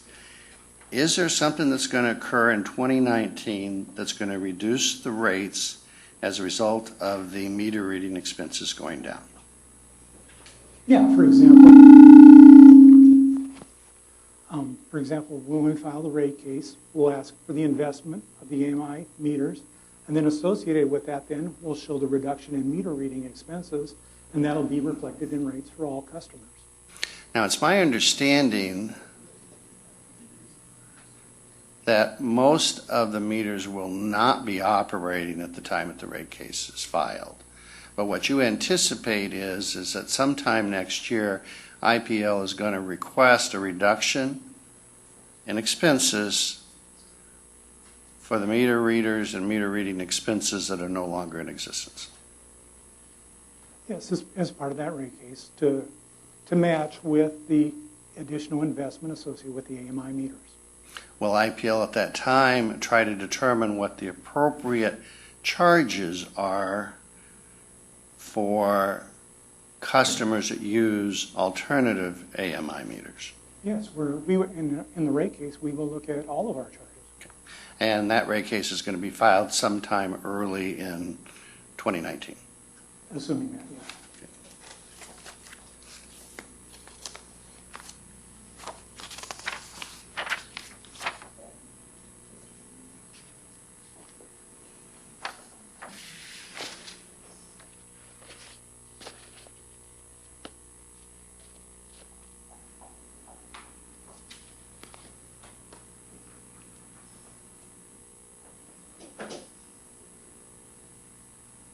I have no further questions. Thank you. Mr. Marcus? I'll take the lead on this. Mr. Turner? Thank you. Thank you, Mr. Vogelson. My name is James Turner. I'm an attorney for intervener Kathy Matara, and intervening from a consumer point of view. And I would like to begin with a general question, and that is what in your experience, how does IPL see the consumer as a part of the marketplace that it's serving? Well, we see that we have this obligation to provide service to our customers, and that we need to provide that service at a reasonable price to reflect the cost to provide that service. And you said in your testimony, I thought I heard you say, correct me if I'm wrong about this, but you said if we let them opt out, then we will do certain things. Is it in your mind this is something that you allow? I guess, could you give me a quote to the particular provision of my testimony? It was in your oral statement here this afternoon. Specifically, what could you ask the question? Well, the question is, do you view the decision to allow consumers to opt out of the AMI program as something that you allow, or is it something that is allowed by the law, by government, by the board? We filed a tariff to have that the opt-out charge approved, but typically we use our excess facilities for a customer that requests something that's non-standard. But this is just to make it more transparent to all customers to what that charge would be. And this particular proceeding is to examine what rights consumers are going to have in relation to this new technology, and what your responsibilities will be. That's what we're doing here today, right? No, this proceeding is pertaining to the tariff that was filed last spring. To offer the non-standard metering alternative tariff. And a part of that is the nature of that choice, that opt-out or that alternative choice.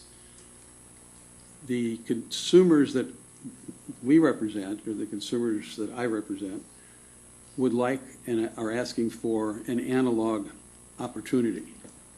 Is that something that IPL is offering? No, we are offering a digital meter as the non-standard metering alternative in the tariff filing. And this hearing is in part, at least, to determine whether you would be required to offer an analog as well. Is that correct? It would be related to the provisions in that tariff. And how would it be related? As far as the tariff specifies, it's a digital meter. And the effort here is, the effort that what we seek is to have that expanded to include an analog option. Is that correct? Yeah, I believe that's correct.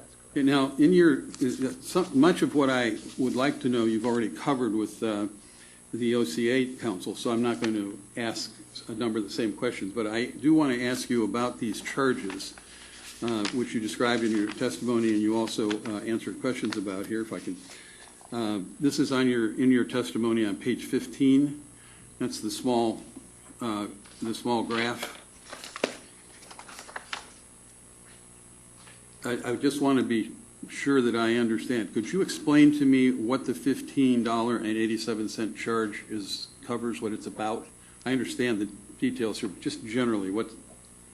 It's the monthly charge, and it's all the incremental costs that we're going to incur simply to provide this alternative for customers. Which alternative? The non-standard metering alternative, which is, includes the digital meter, correct? Which is there anything else besides the digital meter in that alternative? You said. Well, there's the system enhancements we have to make, the verification reads. There's a meter reading credit that we previously discussed with the OCA. If you were to add an analog option, how would that change the numbers in this graph? I don't know. I haven't done those calculations. Do you have any sense of that? No, I do not. Do you think it would increase them measurably? I do not know. And so that when one of the reasons for not offering the analog is the cost, that's one of the reasons that's been offered, but you don't know the costs of adding the analog. No, I do not know that cost. Is there any plans to figure that out? I have not made any plans to make that calculation. So you moving forward without having an analog option considered, without knowing the costs of that? Right. This cost is based as how we filed the tariff. And the tariff has as the non-standard metering alternative a digital meter.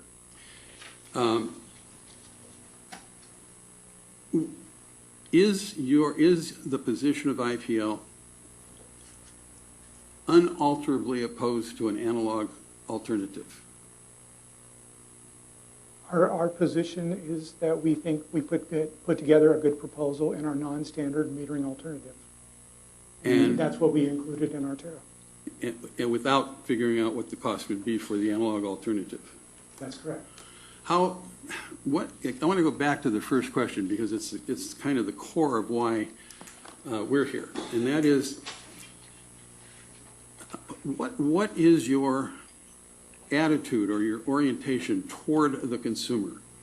You have a series of consumers, some number, some dispute about that number, but a couple of thousand at minimum, who are asking for something, and you're saying you won't give it to them. One of the reasons was cost, identified earlier, and yet you haven't figured out the cost. How does that fit into being sensitive to the consumer interest?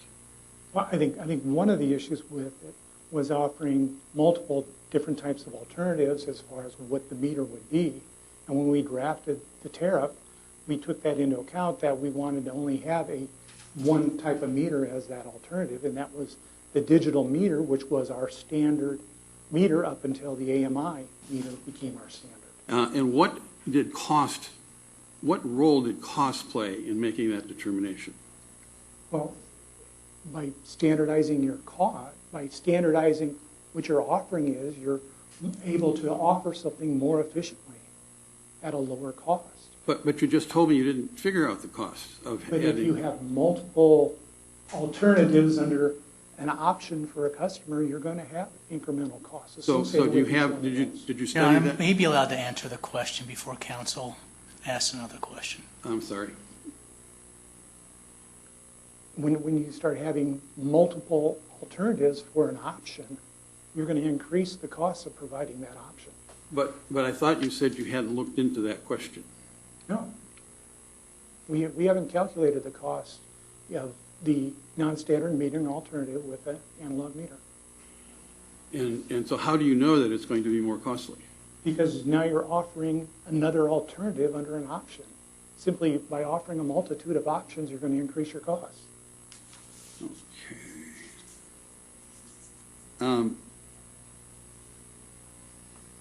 Are you charging consumers for changing from the analog to the AMI program? Or do they get an extra charge for that? No, there's no extra charge for that. So what is happening to the old analog meters? I think Mr. Bauer testified that earlier. Do they continue to be valued by the company as an asset in the rate base? Again, Mr. Bauer testified to what's happening with the meters that are removed from. That's the physical happening. Yes. And I'm asking you about how's it counted for financially? I mean, I assume that the asset would just be retired. Have you looked into that, or do you know that? No, I don't know that. But I think typically when something is taken out of service, it's retired. Did you or IPL run a cost-benefit ratio on this program for consumers? I believe Mr. Bauer has cost-benefit analysis on this. Mr. Bauer has that? Yes. Do you know what it is? No, I don't. So you don't know whether this will be financially more beneficial or less beneficial to consumers? I think that'd be a question for Mr. Bauer.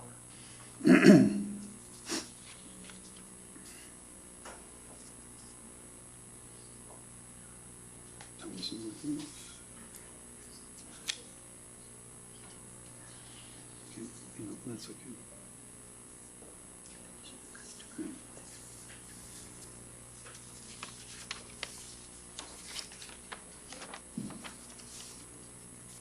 So there is a sense among the consumers that we work with, they have a right to make choices about how their homes are dealt with. Is that something the company takes into account, the right to choice? When customers request something from us that's not our standard offering, we provide that to them at an incremental cost. And that's why we have charge contributions to aid in constructions when a customer would like to have their meter moved to a different location on their house. That's why we charge an excess facilities charge when a customer requests to have three-phase service to their house when our standard offering is only to offer single-phase service. So if something is customer-driven, that's beyond our standard, the customer pays for that. Is there a reason that can't be done with an analog meter? Again, it goes back to the tariff that we've developed is based upon a digital meter as the standard, and that's been our standard, as Mr. Bauer testified. My question is there any particular reason why you couldn't do the same approach for an analog meter option? That is, make an analog meter option and provide whatever the tariff would require to support that financially. Is there any reason you couldn't do that? We haven't looked at that, no.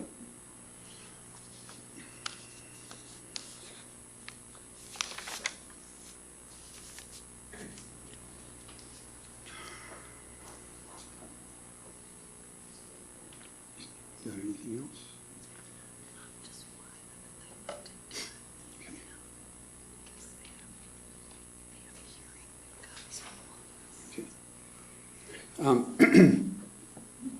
I do have a slightly different question, just very quickly, is what's the difference between the meters installed on a residence and those installed in businesses? How does that? The businesses are going to be more complex. They might have CTs or PTs in order to measure the power. They might also need to record reactive demand as well as demand for the industrials and commercial customers. Do you have any idea of the ratio of services provided to the businesses versus the residents? Yeah, I think we have like 400,000 residential customers, probably a little less than 90,000 general service customers, and then we have approximately 3,000 large general service or very large industrial customers. Do you know the percentage of electrical service that goes into each of those three categories from your total? Electrical service being, how much would demand, energy sales, customer composition. How much generally would be used by business versus how much generally is used by residents? Again, do you mean demand or? Demand. I think that information we file annually with the Iowa Utilities Board in our load research report. And I think we just filed that either at the end of April or May. But we can provide that information to you if you'd like that. I would be interested in getting this. Do you have a reason for not offering the analog alternative other than it's a third program and therefore it cuts into your efficiencies? Pardon, I didn't hear all. Do you have a reason for not offering the analog alternative beyond the notion that there would be a third program that you think intuitively would be too expensive? Well, I think as Mr. Bauer testified this morning, we can't purchase those new anymore. So I would defer to Mr. Bauer what he mentioned this morning in his testimony as to why our preference is for a digital meter. I just missed the middle of that. Did you say you couldn't purchase any more? What did you? I didn't. I believe they said that we could not purchase any new. Any new? So that if it was possible to purchase new meters, then you might consider the option of an analog meter more favorably. Again, I would have to defer to Mr. Bauer.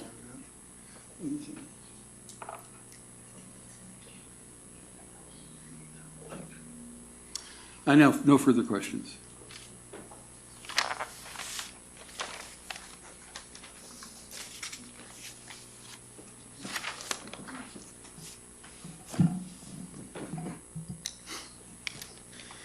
Mr. Vogensen, there was, I believe, in questions from the OCA, Mr. Schuling, regarding a customer that's already had an AMI meter installed, that they're ineligible for the non-standard metering alternative.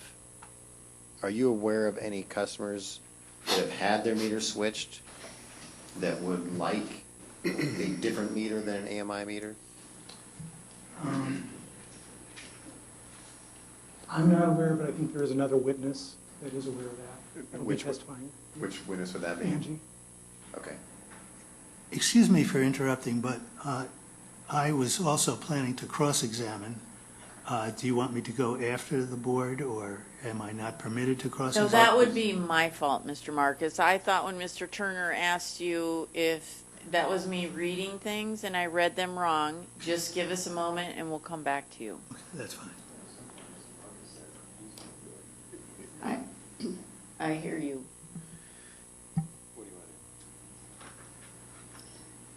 Mr. Marcus, you may proceed. Okay. Mr. Wagnersen, on the 4-day window that the customer has to read the meters, I didn't see documents that explained how he could get or she could get that information back to IPL. Is it email? Is it a postcard? Is it either? I think they could either call it in or use an email to send those reads in. So any of Mr. those, Marcus? I'm sorry. Any of those would work? I think so. Okay.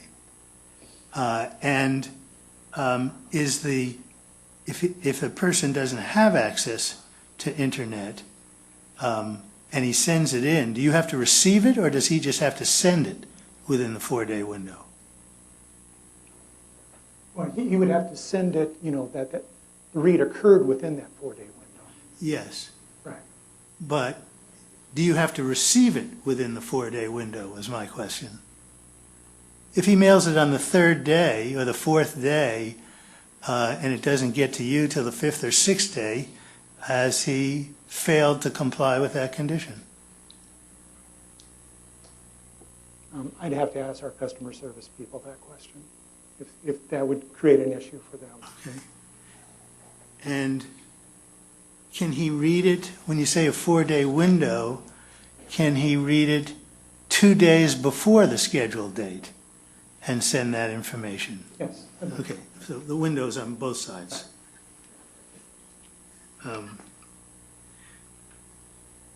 You testified in your direct testimony that maybe you recall it, that you can't give, you're prohibited from giving estimated bills for more than 3 months. Do you recall that? Yes. Okay. But you know that the administrative code provision on that says you can't give estimated bills for more than 3 months without the customer's consent, correct? That's correct. Okay. So that's different from, I mean, you could, when the person signs up for a non-AMI meter, give him a document that says, and by the way, here's the rule, if you want to permit us to do estimated readings for more than 3 months, sign here, and he would then be permitting that, correct? I think now you're looking at another exception to the process, and, you know, the existing process that we developed a charge on was based upon what was in the tariff. It wasn't based upon, you know, multiple estimated reads.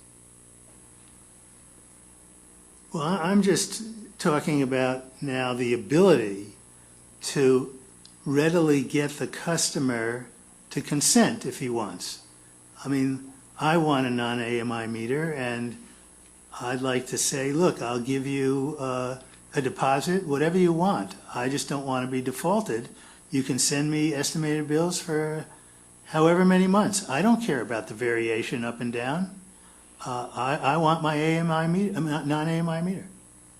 Well, I think we have seen issues with estimated bills, as the OCA outlined this morning, and I think that's one thing we want to avoid, is having a large number of estimated bills coming in high for customers, because then you have another customer satisfaction issue. Well, but I'm telling you, for me, my satisfaction will be if I can keep my non-AMI meter, and all kinds of things may happen where I don't, get to send you the information on time. I'm out of town, or family business, things of that nature. For me, I don't care whether I have a bill that's 200% higher 1 month than it is the prior month. I just want to keep my meter. I'll even give you a deposit. Why can't that be done? I think again, though, it's a standard process that we have to make available to all customers. You really don't want to start doing a bunch of one-off deals for individual customers, because then it gets administratively difficult to manage.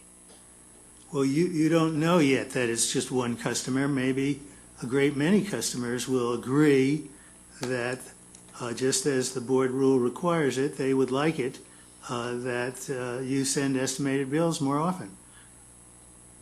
Yeah, I don't know that. Yeah. But you know that from Mr. Schuling's document that IPL sends out a lot of estimated bills. They have in the past.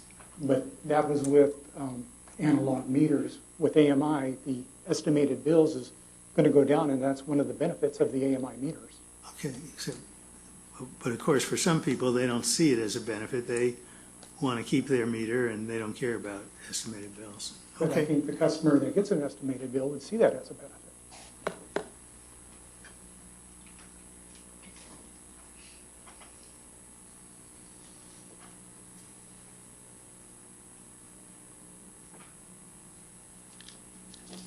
Mr. Schuling, I believe, asked you about moving to a new location, and the customer has a non-standard meter, and he wants to move to a different location, but he can't take his analog meter with him, or his digital meter with him. That's correct? That's correct. Okay. But what if the location that he moves to also has a non-standard meter? He still can't even keep that non-standard meter under your rules because it's a new customer of record, correct? Well, in the new premise, there would have already been an AMI meter installed. No, I'm saying... When the former tenant at the new premise had moved out, they would install an AMI meter, because they would do a final read when the tenant moved out, and then the new tenant moved in and they'd install an AMI meter. Okay. So anytime a customer moves, there's a AMI meter going in. And it doesn't matter that two of us in the Vastu area, I want to move and now rent or buy this person's house. There's no way I can do it and keep my analog, correct? That's correct. Okay. But doesn't that interfere with normal commerce? I mean, people move all the time. Now you have set an impediment to a person doing what is perfectly normal, and that is moving to a new location and buying his friend's house, renting his friend's apartment. Just can't happen under your plan, correct? I guess, was that a statement or a question? Well, there was a correct, had a little question mark at the end of it. So it was a question. Correct. Okay.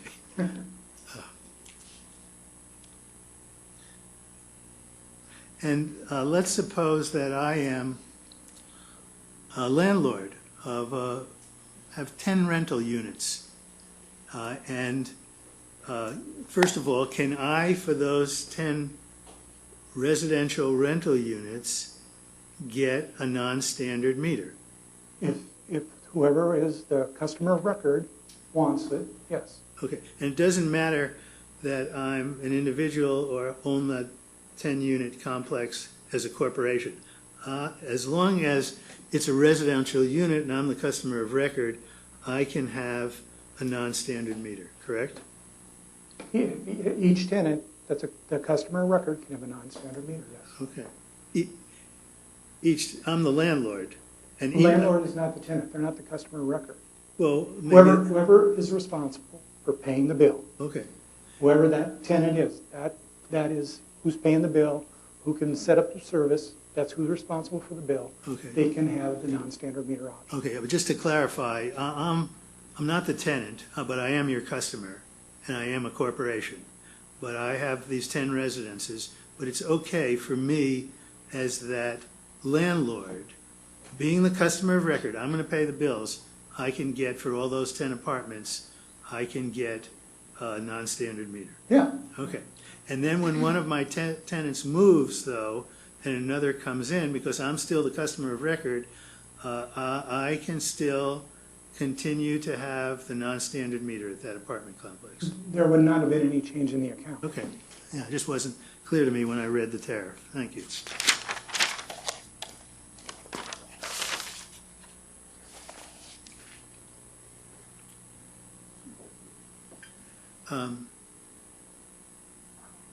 The principal cost in the monthly charge for a non-standard meter is this customer service representative who's going to verify the meter readings twice a year, correct? That's correct.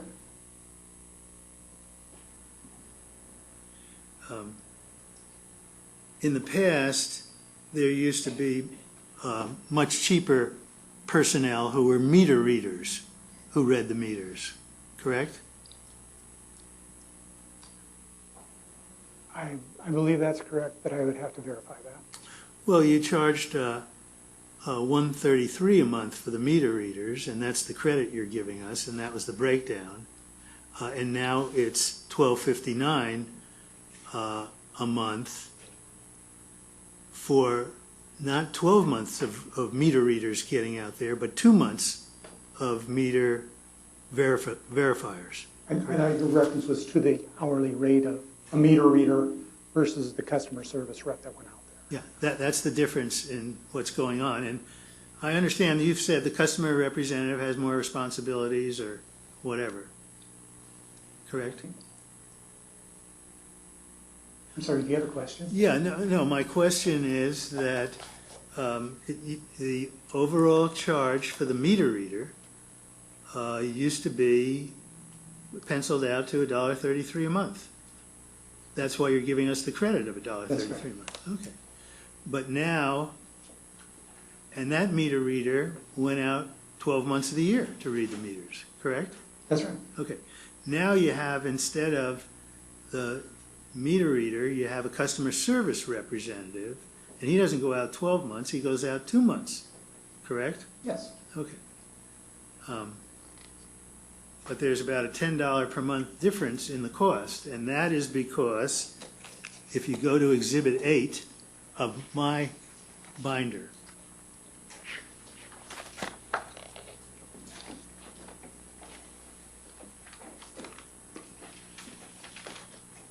that Mr. Lippman asks that state all the reasons.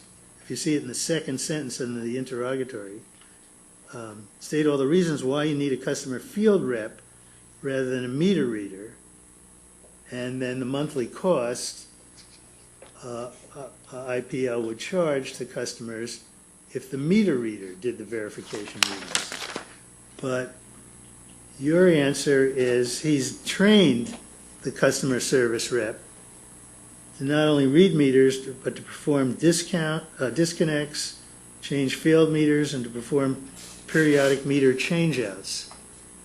But previously, you had somebody doing that who wasn't the meter reader, correct?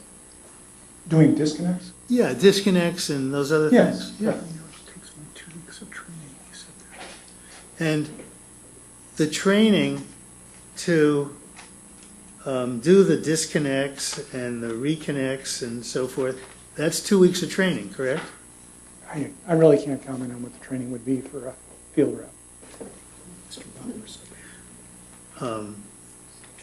Okay, well, it may be in the record. Mr. Littman thinks Mr. Bauer said it was about 2 weeks. Do you know? Mr. Marcus? Yes. I need you to, or either pull the mic back. Sorry.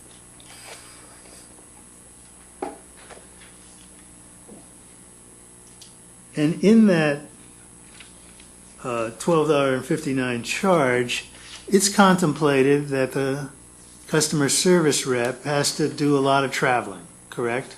Yeah, correct, because, I mean, our service territory goes from Keokuk, Iowa, all the way up to Spirit Lake, and it goes from Dubuque to Creston, Iowa. So we have a pretty big spread across the state of Iowa. Well, have you done an analysis of where the opt-out people are located? We have some numbers of where, you know, some customers are coming from requesting the opt-out, right? Well, but you did this tariff long before you had all these objections, especially from Fairfield, correct? Correct. Okay, so you know that, I don't know what the numbers are right now, but if we have 1,800 people who have opted out all over the state so far, and you know, it looked like 800 or 900 are from Fairfield. There's a pretty heavy concentration in the Fairfield area, isn't that? Mr. Marcus, just hold on a second. Okay, sorry. I didn't hear it at all. It would,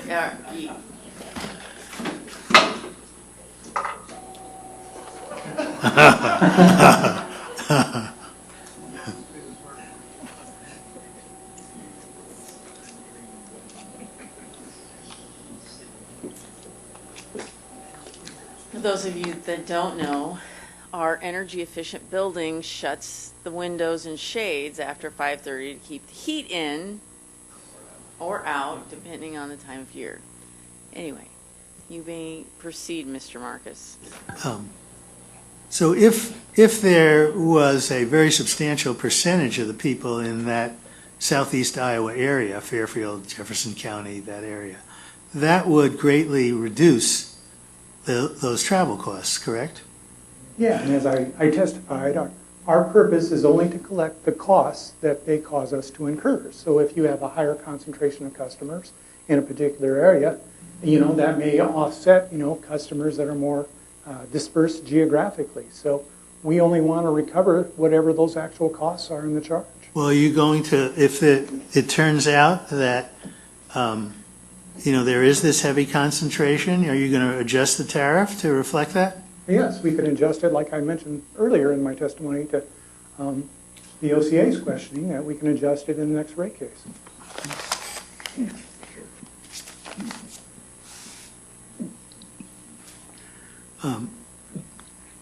there's been a fair amount of talk about the standard, and you charge for anything that is non-standard, Yes, correct? yes, Anything a customer wants, and yes. Mr. Turner was trying to figure out whether the analogs itself could be deemed non-standard that you would charge for. I understand your answer. But obviously, it's in your interest to have a standard that includes only 1 meter, because everything else you're going to charge for, correct? It's more efficient in delivering a service when you have standards that you follow. Okay. We have standards for how we build our distribution lines. We have standards for our services, how much service length we give a customer. We have standards throughout how we provide service. But there are also lots of instances in society where a standard offers a multiplicity of choices. In this day and age, people are different. People speak up more for what they want than in an earlier age, and it's just a time where there's a focus on diversity, and generally people think that's good. I'm just questioning why a standard has to be a standard of one standard, rather than a standard being AMI meters and a reasonable alternative. Why does the opt-out have to pay anything? Well, for example, for decades, we've charged additional for a customer that wants a time of use meter. Yeah. Well, it's because the time of use meter was not our standard.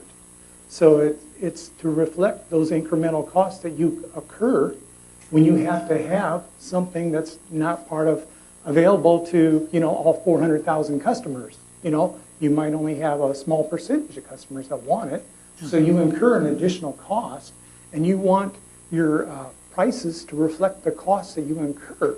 So if you don't charge those customers that cost, everybody else has to pay. So it creates a subsidy that other customers have to pick up. And the benefit is diversity, correct? The benefit is to the customers that don't have to pay for it.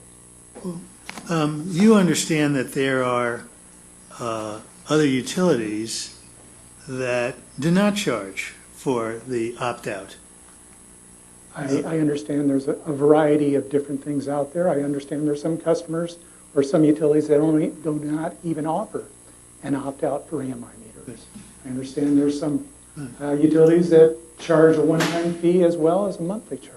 So if you looked then at that whole ball of wax, all these utilities, you would say that, if there is a standard there, it's a standard that is very diverse.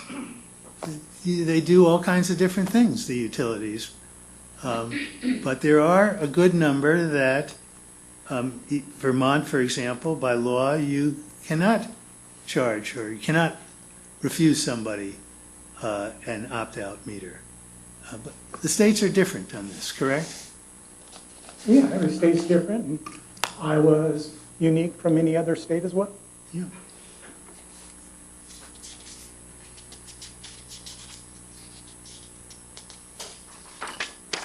I don't have any other questions. I don't have any other questions. I believe where we were, Mr. Vogensen, is in reference to customers who had received an AMI meter already but did not want one. You had said, and I believe your testimony says, they would not be able to be part of the non-standard metering alternatives. That's correct, right? I think after we had sent the notice out to customers, that those customers that had AMI meter,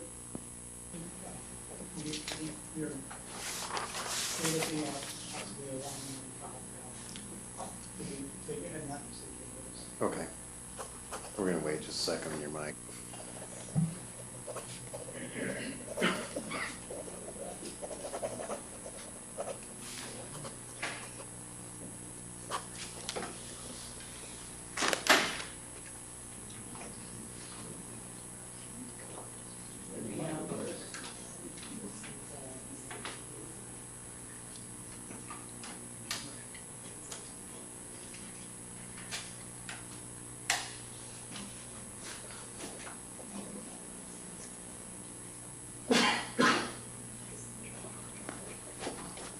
Thanks. Okay, so in those circumstances where someone has currently an AMI meter and would like to go to the non-standard alternative, at that point, then would IPL charge a one-time fee to change that meter back out? I think if the reference is to the customer had not received the notice and then it was after the notice. Well, I'm just, any customer who currently has an AMI meter but would then like to go to a non-standard alternative. I'm a little confused. At one point in your testimony, you say at that point they're not able to do the non-standard. Right. Once we have an AMI meter and the customer was never on the opt-out list, then opt-out's not available to them. Okay, Correct. so I was confused because I thought a minute ago you just said Right. that you would open it. Okay. If you were required to allow that opt-out to those customers, would you then adjust your tariff to charge for a one-time change out of that meter? Let's say if the board were to require that. Yes, I think so. Okay.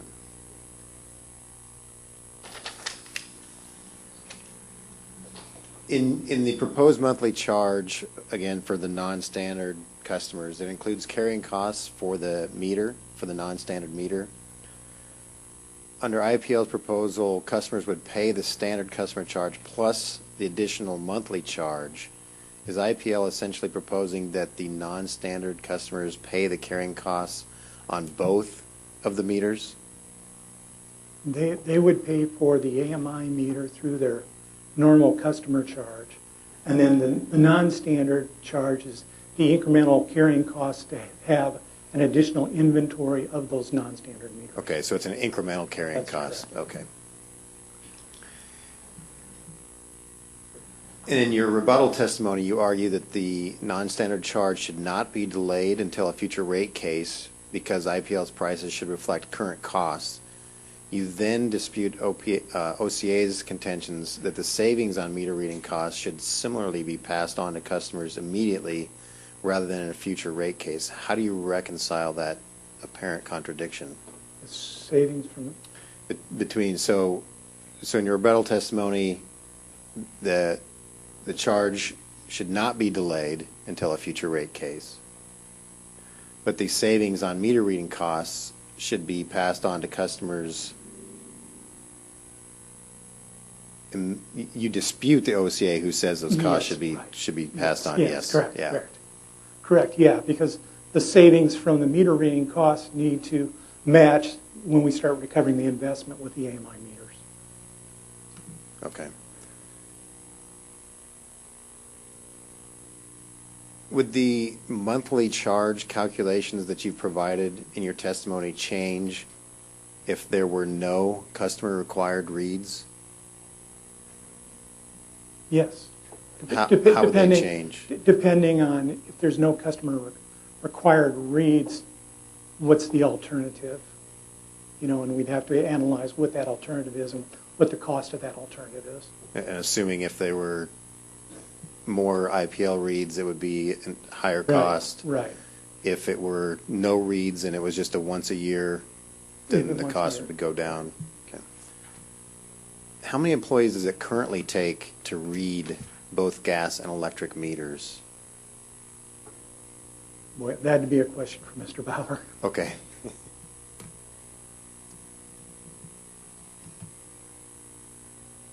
And in the event that we don't want to call Mr. Bauer back up, perhaps another witness could be prepared to answer that.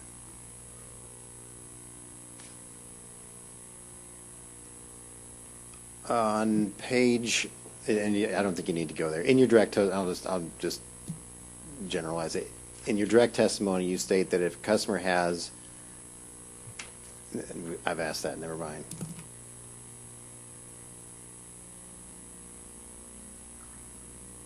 So I think that, currently, how does IPL read combination customer meters for gas and electric? Do they send out one or two readers? One reader. Okay. So is there any reason that there couldn't be one reader for an opt-out customer? Yes, there'd be one reader for an opt-out customer. Okay. So you would only have to do one trip rather than two. Right.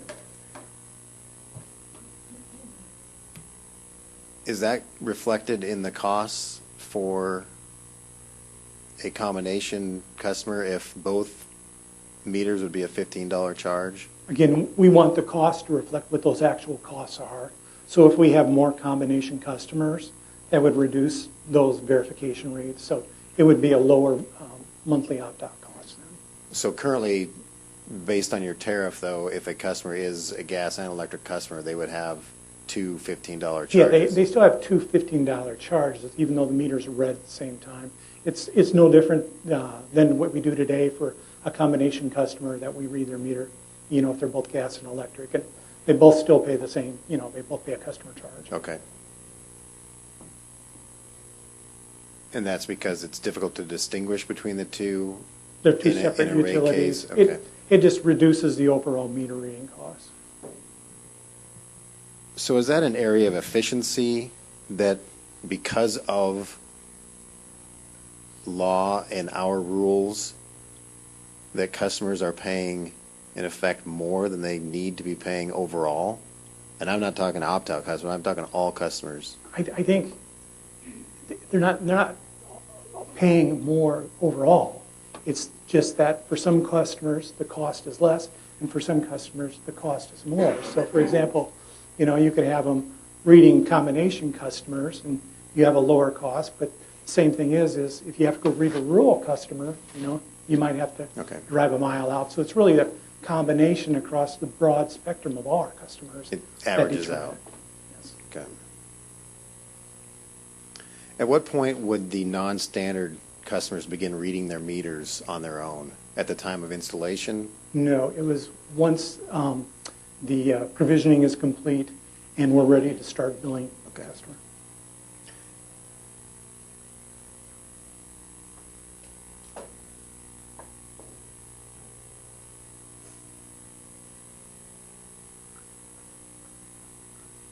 Would IPL be opposed to, for opt-out customers,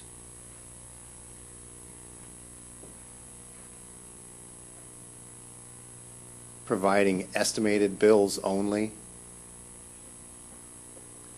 throughout the year, understanding that I think board rules require at least one meter read per year, or per calendar year, or 12 months, or some notion along those lines? I mean, I think it could cause some issues, though. We've seen past issues with estimated bills. You have weather impacts like we've seen this last summer. You get issues between summer rates, winter rates, fluctuations in usage. You would introduce a variety of issues then. Okay.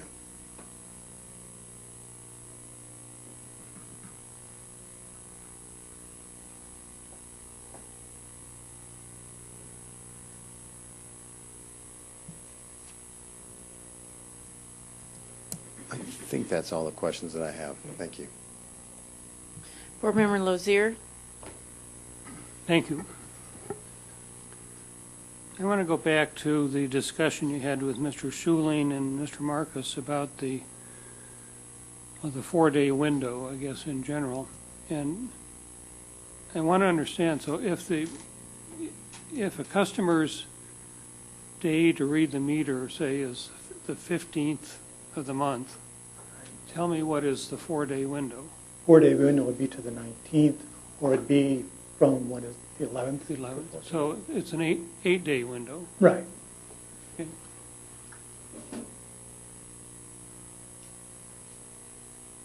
Now, the current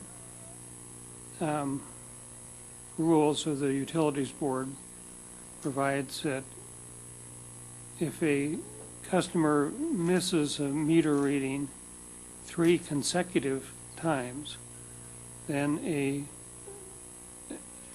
verified reading from the utility is required. Yes. Is that your understanding? That's my understanding. Okay. But what you propose to do is if a customer misses a reading twice in a 12-month period, then you will replace the analog or the non-standard meter with an AMI. Yes, that's correct. That's quite a change, isn't it? Yes, that is different than the rule, yes.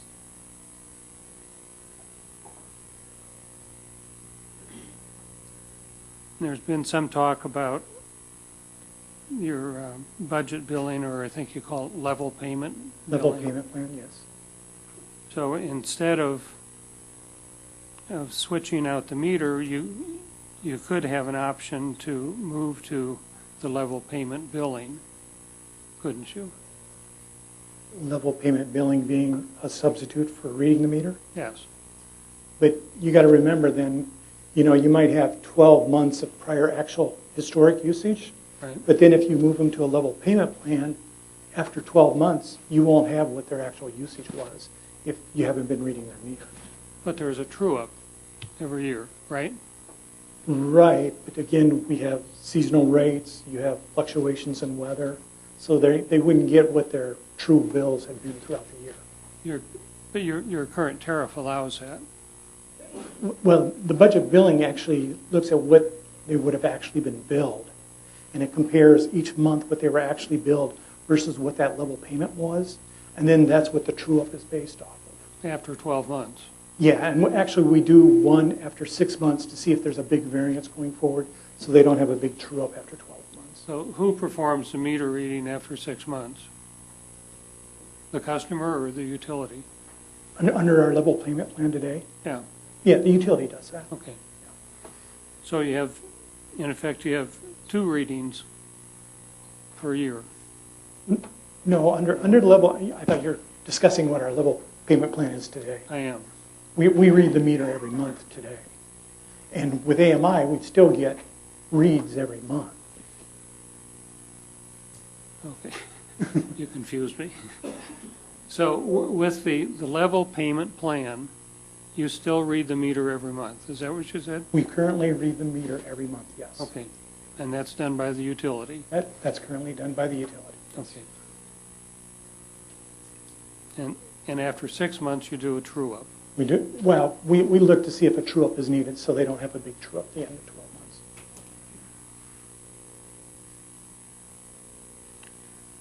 Well, as a general matter, your rates are cost-based, is that correct? That's correct. So in your chart on page 15 of your direct testimony showing the calculation of costs, you show the costs of $15.87 a month, right? Yeah, that was close to the $15. But your charge is $15. $15, yes. Who's going to pay the 87 cents?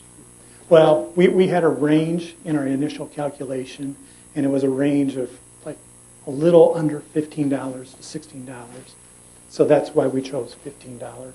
It's kind of a reasonable approximation. And again, we want to reflect what those actual costs are. So in the next rate case, we'd reflect whatever those costs were as far as calculating this charge.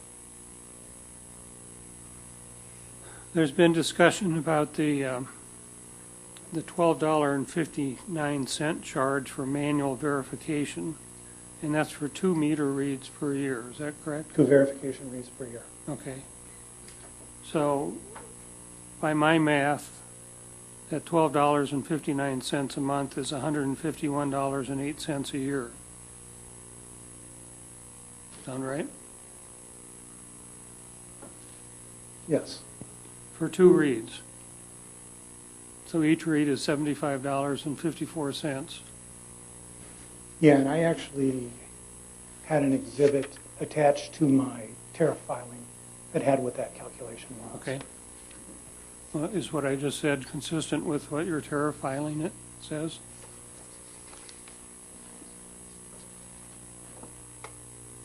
Yes, I think we had a range.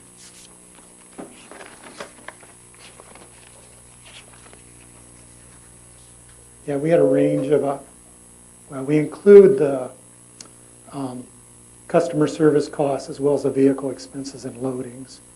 So that was a range of $52 as an annual cost to $206. And that was in my attachment 2 that was filed on March 22nd in the tariff dockets. Okay. And so you could contrast the $75.54 per meter reading to the $1.33 credit that you propose to provide for not having to do meter readings. Correct. How do you explain that disparity? Well, when you have, when you look at how we calculated that charge, you have significant travel time to go out and read each one of these meters. For example, we're estimating a low of 1 hour per year up to a high of 1.5 hours per year. Whereas when you look at your normal or the current meter reading expenses today, they're just going house to house to house, so it's not an hour between each house when they go to read the meters. And when they go house to house to house, what are they doing? Are they actually physically looking at a meter?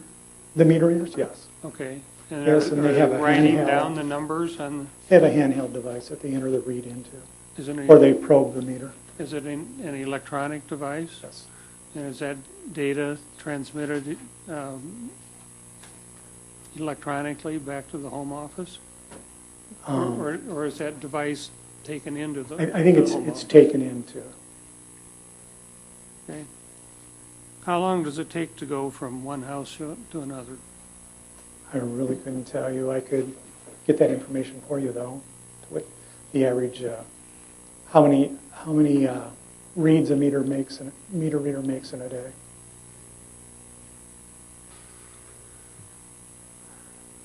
You also have a charge, or proposed charge for a disconnect of $26. Does that sound right? Yeah, right. That's what our current is. Well, actually, that's a posting charge. I'm sorry? That's a posting charge. We charge the $26 prior to doing a disconnect. So it's like they go out and they hang a tag on the customer's door to let them know they're going to be disconnected prior to the actual disconnect occurring. Okay. So if you did that twice a year, which I assume you don't, that'd be a charge of $52 or $4.33 a month compared to the $12.59 a month you charge for the meter verification. Correct, and that charge was established in the 2002 rate case based off 2001 costs.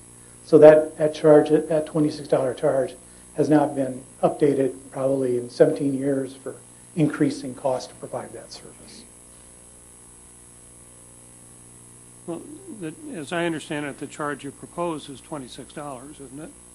That's what the current charge is in the tariff for the posting. We're not proposing a posting charge fee in the tariff. See, right. So then you have a charge of $3.51 for manual inputs. Describe to me the process for how these manual inputs are made.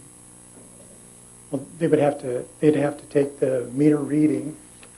I think we actually included some information on that in our tariff filing. So,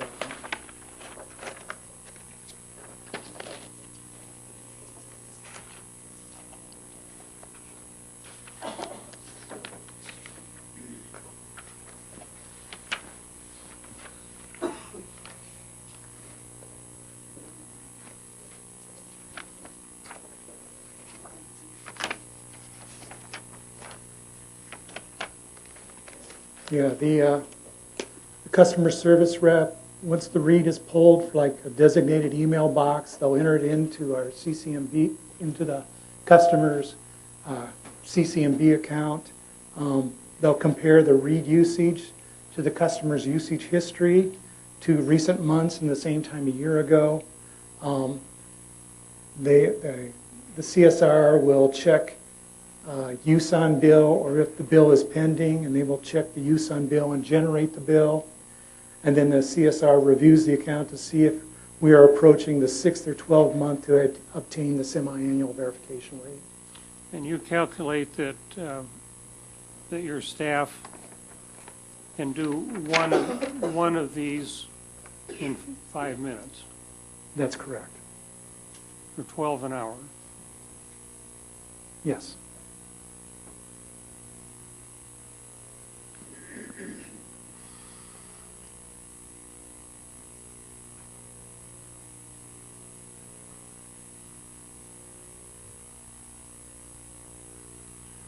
And you have a 21-cent charge to track customers. How much do you calculate that charge is for AMI meters? That's solely to provide the functionality within our billing system to bill this new opt-out charge on customers' bills. So it's related to all the billing system enhancements that we would have to make, as well as to be able to support that going forward into the future. We describe this as a new task, but I mean, isn't that what you currently do? No, it's going to be a new charge on customers' bill. Well, I know it's a new charge, but aren't you currently doing the same task? No, because once the tariff is approved, then we have to do the development to put this charge into our billing system, so that it starts appearing on these customers' bills.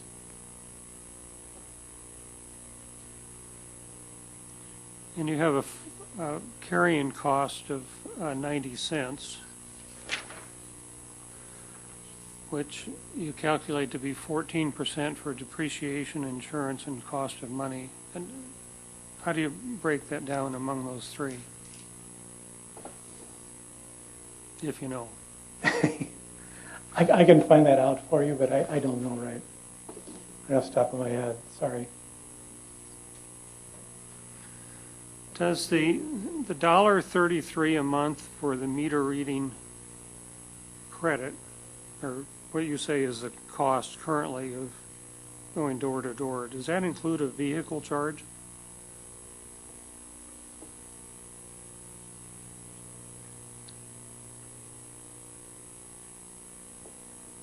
I'm not sure on that.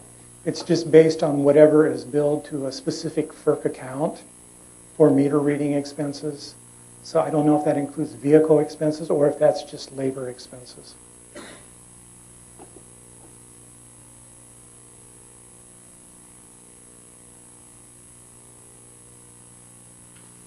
Well, since you're doing one person to read both the electric and the gas meters, is it appropriate to charge $15 for each?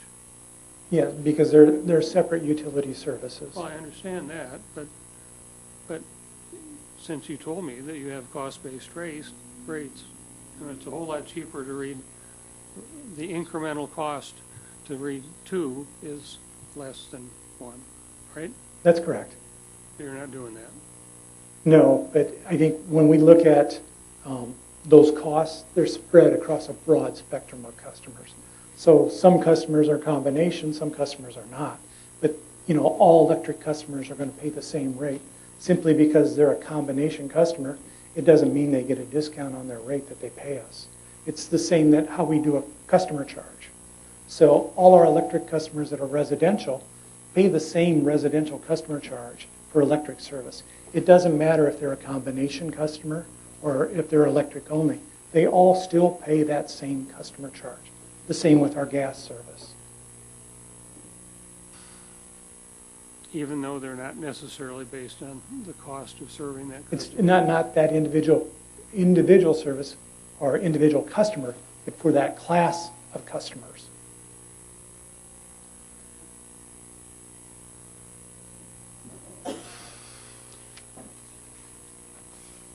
I think that's all I have. Thank you. Thanks. First, I'd like you to turn to page 5 of your rebuttal testimony. You were asked a question by Mr. Turner. He asked you, did you or IPL run a cost-benefit ratio on this program for customers? Your response was, that was in Mr. Bauer's testimony. On line 8, 9, and 10, what cost-benefit analysis is that related to? I'm sorry, where are you at? On your rebuttal Oh, rebuttal. testimony, page 5, lines 8, 9, and 10.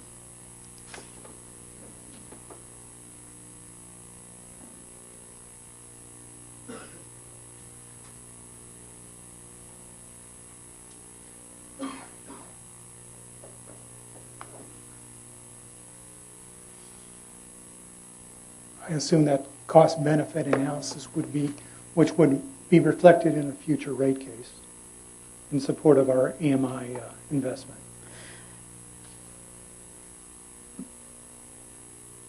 Help me understand. When Mr. Turner asked the question, did you or IPL run a cost-benefit ratio on the program for customers, the response was it was in Mr. Bauer's testimony.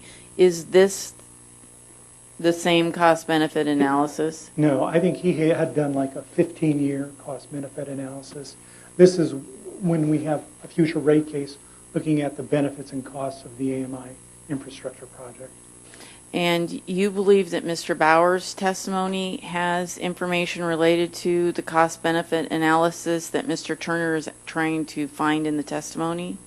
I think it's either that or it was in a data request that he provided. Your Honor, I can clear this up. I believe it was not Mr. Bauer's testimony, but it was provided as part of a data request. It's a largely public document with a number of redactions in it. So will Mr. Turner be able to ask whom about that? He's been provided that document when he was part of Mr. Would Marcus's Mr. team. Bauer, is that a confidential document? It's confidential in part, So but he it's would be largely able, public. he may be able to bring that up in the confidential session with Mr. Bauer, Certainly. correct? Okay. Thank you for Mr. Clisto. If IPL determines either in a rate case or in some other proceeding that the $15 is not correct, and it's an overpayment by the customers, will IPL be issuing a rebate or further charges depending on the case? We would naturally reduce the charge, but I think it kind of depends on the timing as far as, the magnitude of what the overcharge would have been. There could have been an undercharge too, so, I think you need to look at both, if you're going to back bill them for the undercharge or refund them for the overcharge. You want to do whatever you do in parity. And is there a reason that IPL did not do a cost-benefit analysis for analog meters? I really don't know the answer to that. Do you know who would be able to answer that question? Again, I think it'd have to be Mr. Bauer. He's the lucky one that gets to come back and answer that question then, right?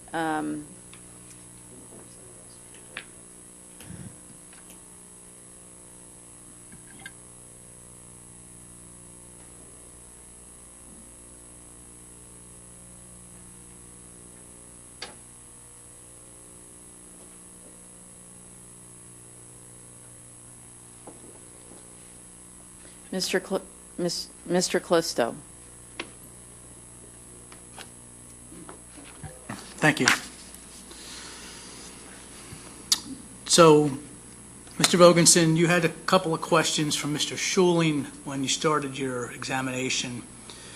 And he asked one question about an analog meter, saying that some analog meters have lasted for 70 years. Is that right? That's correct. Is it fair to say that you have coal plants that have been 70 years in age and still working? Yes, that's correct. Are you putting in new coal plants today? No, Why is that? they're not cost effective.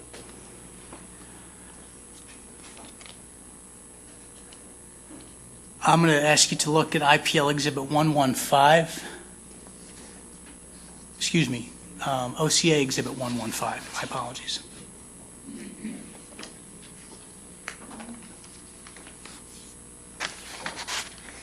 And you recall getting a series of questions on this document from Mr. Schuling?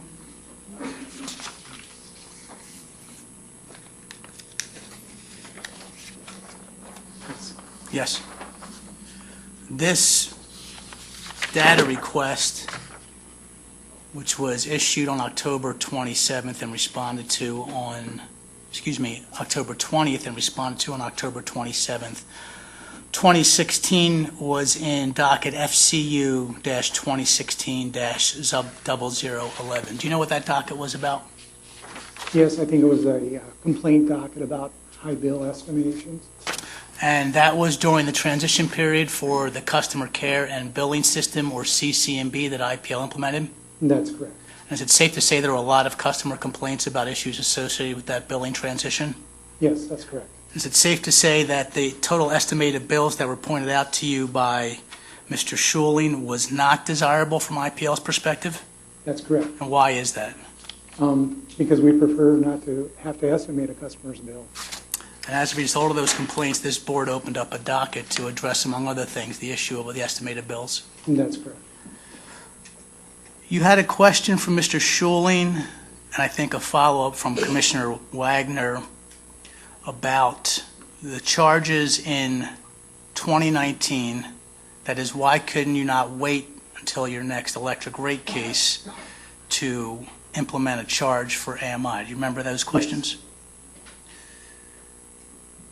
Why is IPL asking for a $15 charge now instead of waiting? It's to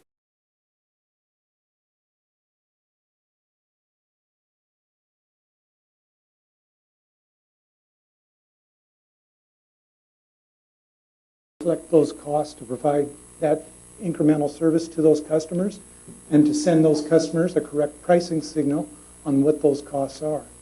And IPL, as we heard when Mr. Schuling walked you through it, has money in rates, both electric and gas, right now to cover meter reading expenses. Is that right? That's correct. And is IPL still reading meters manually right now? Yes. And is IPL spending money on AMI technology, both capital and O&M, that it is not recovering on right now? That's correct. And is that money coming from shareholders? Yes, that's correct. Commissioner Wagner had a question for you. Strike that.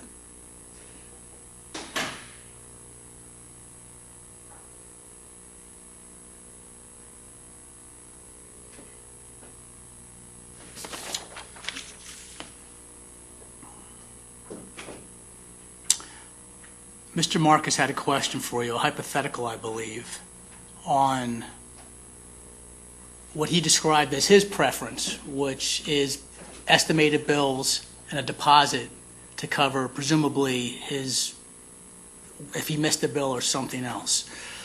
Why doesn't IPL offer each customer its own individual billing preference?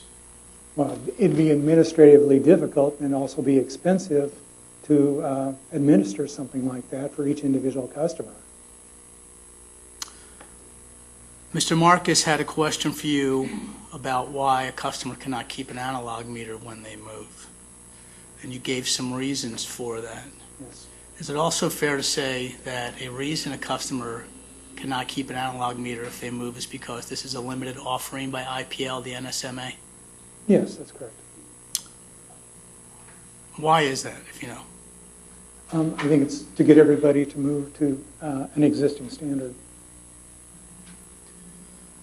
You had a question from Mr. Marcus, and I think also from Commissioner Lozier, concerning the facial disparity between the $1.33 credit that IPL is offering NSMA customers as a billing credit and the $12.59 per month that's being charged for billing expenses. Recall those questions? Yes. How many customers, strike that, over what size customer base approximately did you derive the $1.33 credit? 400,000 customers. And over what size customer base did you derive the $12.59 cost? It's approximately over 2,700 customers. Is it safe to say that that has an appreciable impact on the difference in Yes, those two it does. costs? That is the difference in the customers that you're spreading the cost over? Yes. Is IPL making money off of the NSMA besides the small amount of carrying costs? No.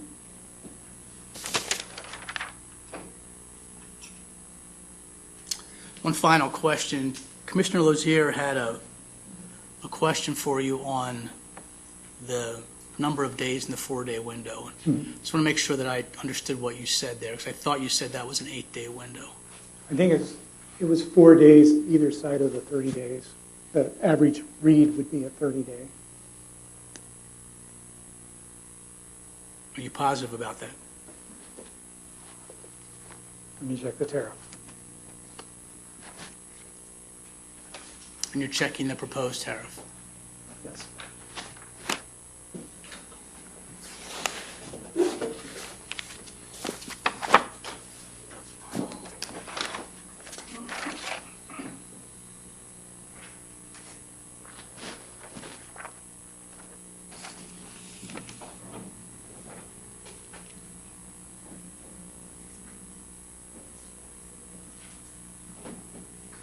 Yeah, for example, on tariff sheet 283, says customers that elect a digital meter must self-read their meters and provide the monthly readings to the company within 4 days of the customer's scheduled meter reading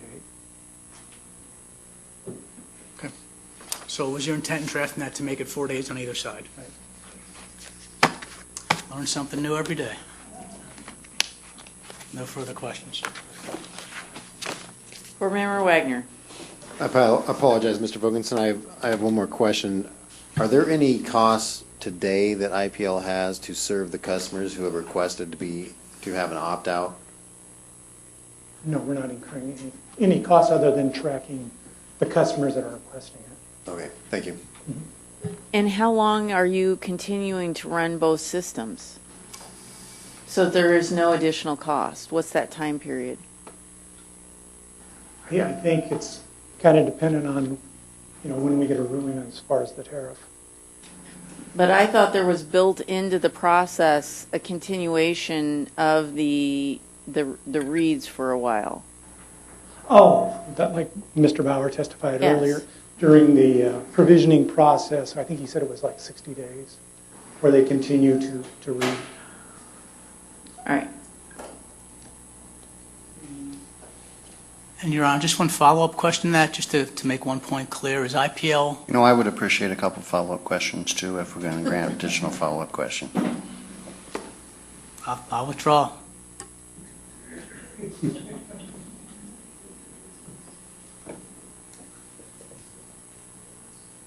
So the standard practice of the Iowa Utilities Board, as I was told prior to me being here, is they used to just continue to go around and around. And I stopped doing that to the most extent, except for the board members, because those rules don't apply with the board. Mr. Schuling, do you really have questions? Questions? So then it's my intent that this will be the first witness that will come back on in the morning. Okay, thank you. Is there anything further to come before the board this evening? Mr. Callisto. Just on scheduling, Your Honor, 2 points on scheduling. I've not yet asked Mr. Turner, but I do have Mr. Schuling's and Mr. Marcus's approval to release Mr. Kronk. I don't believe we have any need for him tomorrow. I've not had a chance to talk to Mr. Turner about that, but that would be our ask. If there's no objection, the board will release Mr. Kronk from testifying tomorrow. Do And you then have anything further on scheduling? One additional issue. At this point, we don't envision any cross-examination for Ms. Kelly.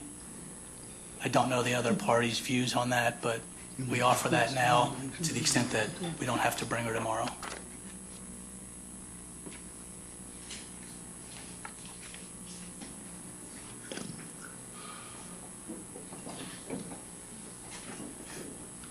OCA has no questions of that witness either.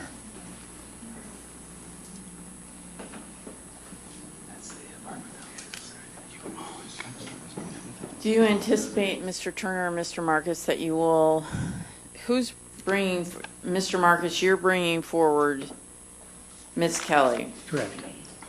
Will you have any questions, Mr. Turner? Yes, I will.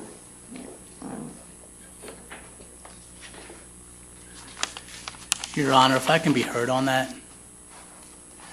So the board, when it opened up today, you went through the rules, the traditional rules on cross-examination. And I guess I'd ask for an offer of proof on what questions counsel may have for this witness, since until late last week, both attorneys represented both parties. It's tough to me imagine any scenario where counsel would have adverse questions for that witness.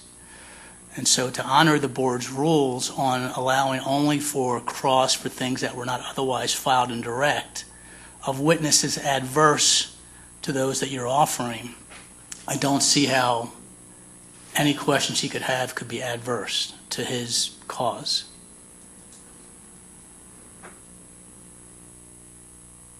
Mr. Turner? It well may be that some of the questions we ask won't be adverse, but there will be some adverse questions. They're basically clarifications. Clarifications of the testimony? Yes.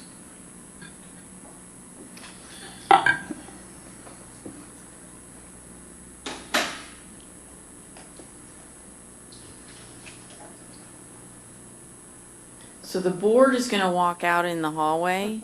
Everyone else needs to stay where they're at so that you're here when we walk back in.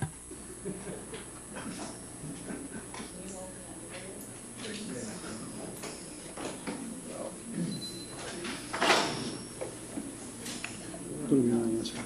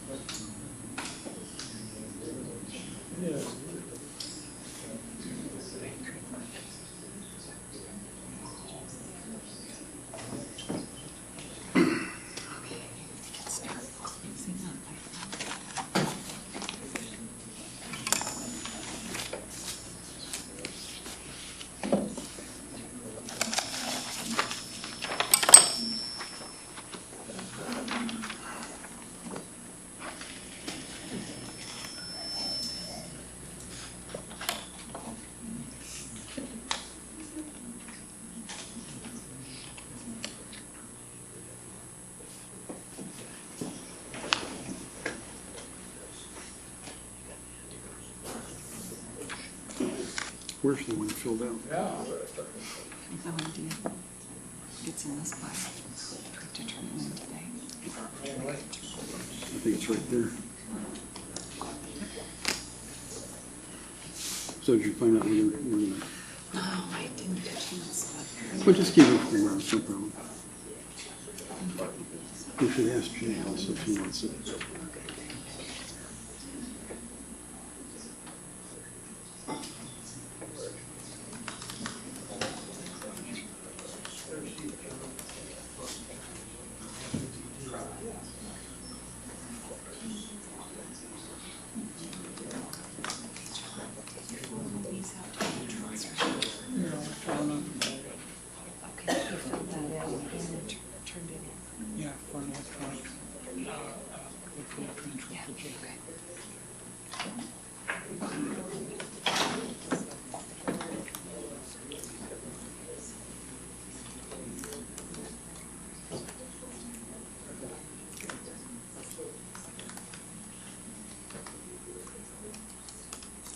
Where'd he go?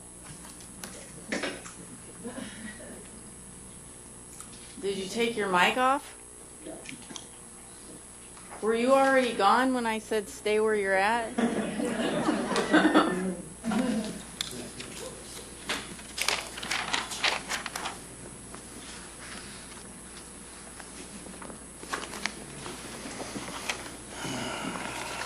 So my ruling on the ruling of the board on Emily Kelly is that she will testify.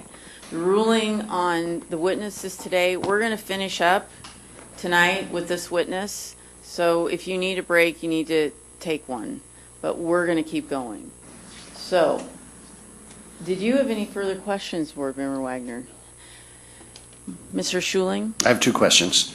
Mr. Callisto asked you, Mr. Vogensen, whether who is paying the cost of the implementation of the AMI at this point in time, and you said shareholders, but won't IPL come in a rate case and recover all costs related to that AMI rollout? Yes, we'll recover the investment in a future rate case. He was the other question that I have is a follow-up, but IPL will not give back or does not intend to give back any of the meter reading expenses that are currently being collected in rates that are not incurred by IPL as it goes forward with the deployment. For example, the labor costs that you don't incur that were granted in the last rate case, IPL has no intent to give those back to customers. Correct. No other questions? Mr. Callisto?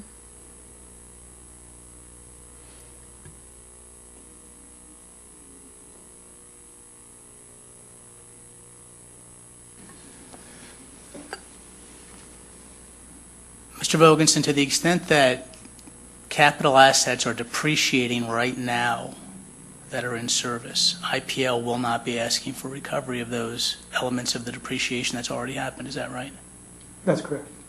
So those costs are effectively lost and They're not lost recoverable. costs, yes. Thank you.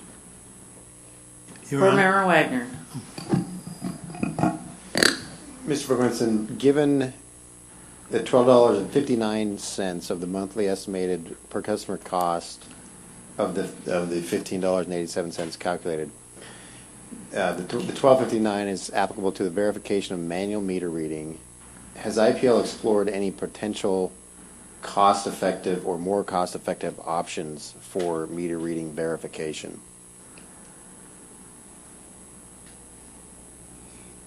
Not at this point.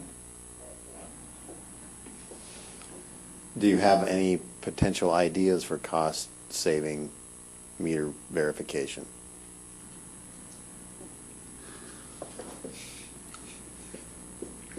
Not at this time, I know. Okay, thank you. Mr. Callisto? Nothing further, Your Honor. Is there any other questions directly related to this line of questioning? Your Honor, yes, I haven't had a chance. I was going to follow up. So, Actually- Mr. Marcus, you need to keep it specific to the line of questioning that we have and ask the question. My line of questioning was dealing with Board Member Lozier's questions about the $15 charge for the gas and the electric dual customer. Is that permitted? Or? You ask your question. Okay. It is the case that somebody who is a dual customer, gas and electric, is going to be charged $15 a month for each of those meters, despite the fact that the $15 charge would be sufficient even if the $15 charge includes the meter verifier coming out, and he's going to read both meters. So even though the actual cost of that customer for the verification is less than if the customer service representative came out twice, he's going to pay as if he came out twice, correct?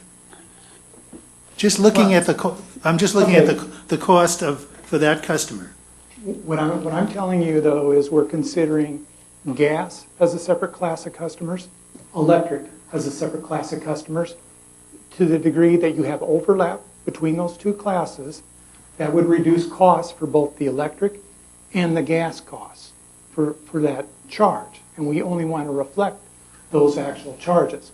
Today, as far as our customer charge for gas and electric, we do read, we do have overlap that we'd read a combination customers, electric and gas meter at the same time.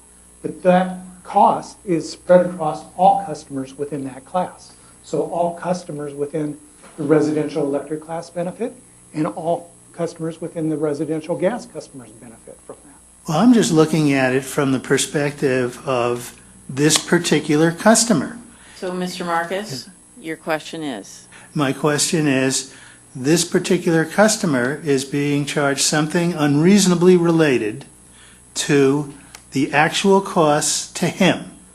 And you know that the statute, not just a regulation on this, prohibits you from charging unreasonable costs to any person, correct? Correct, but again, we're charging all customers within that same class the same rate. And simply because you have lower costs for one customer, you might have higher costs from another customer. You might have an area where you have a higher concentration of customers that it's less cost. Or you might have an area where there's a bigger dispersion of customers where there's a higher cost. So it's averaged across all customers within that class. Okay. Could I follow up now on a question that Board Member Wagner, I believe, What asked? is it related to? No, I'm sorry, this was Board Member Lozier. In the level billing plan, billing program, there is a read every month, you said. There's a meter. Currently, we read that meter every month.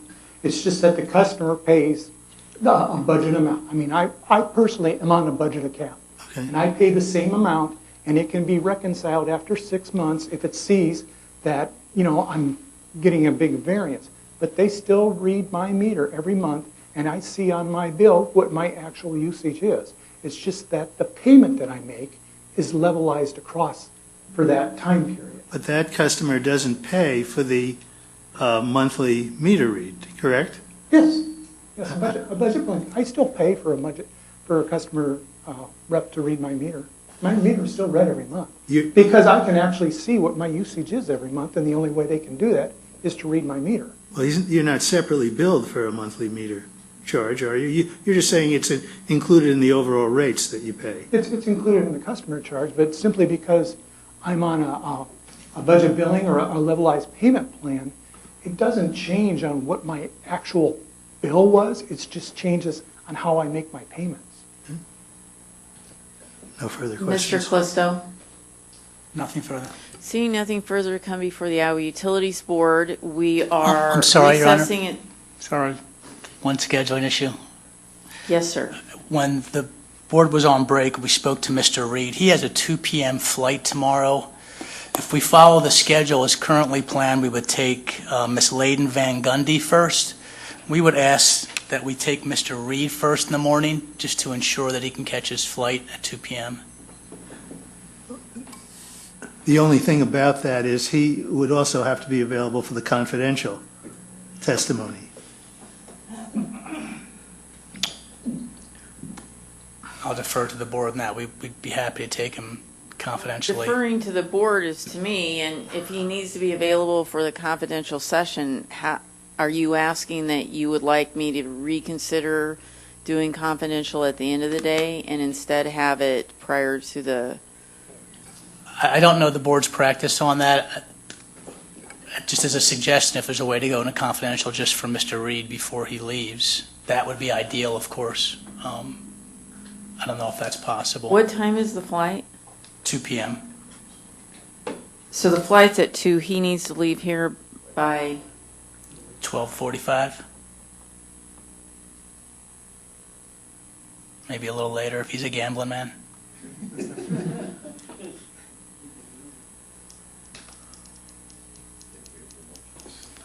So the first witness on the stand in the morning will be Mr. Reed, and at that time we'll determine whether there's confidential information and at what point in time we'll go into closed session. If I go into closed session, I would like to try and address all parties that are in closed session. So that's what I'm going to be contemplating with Mr. Flickinger this evening.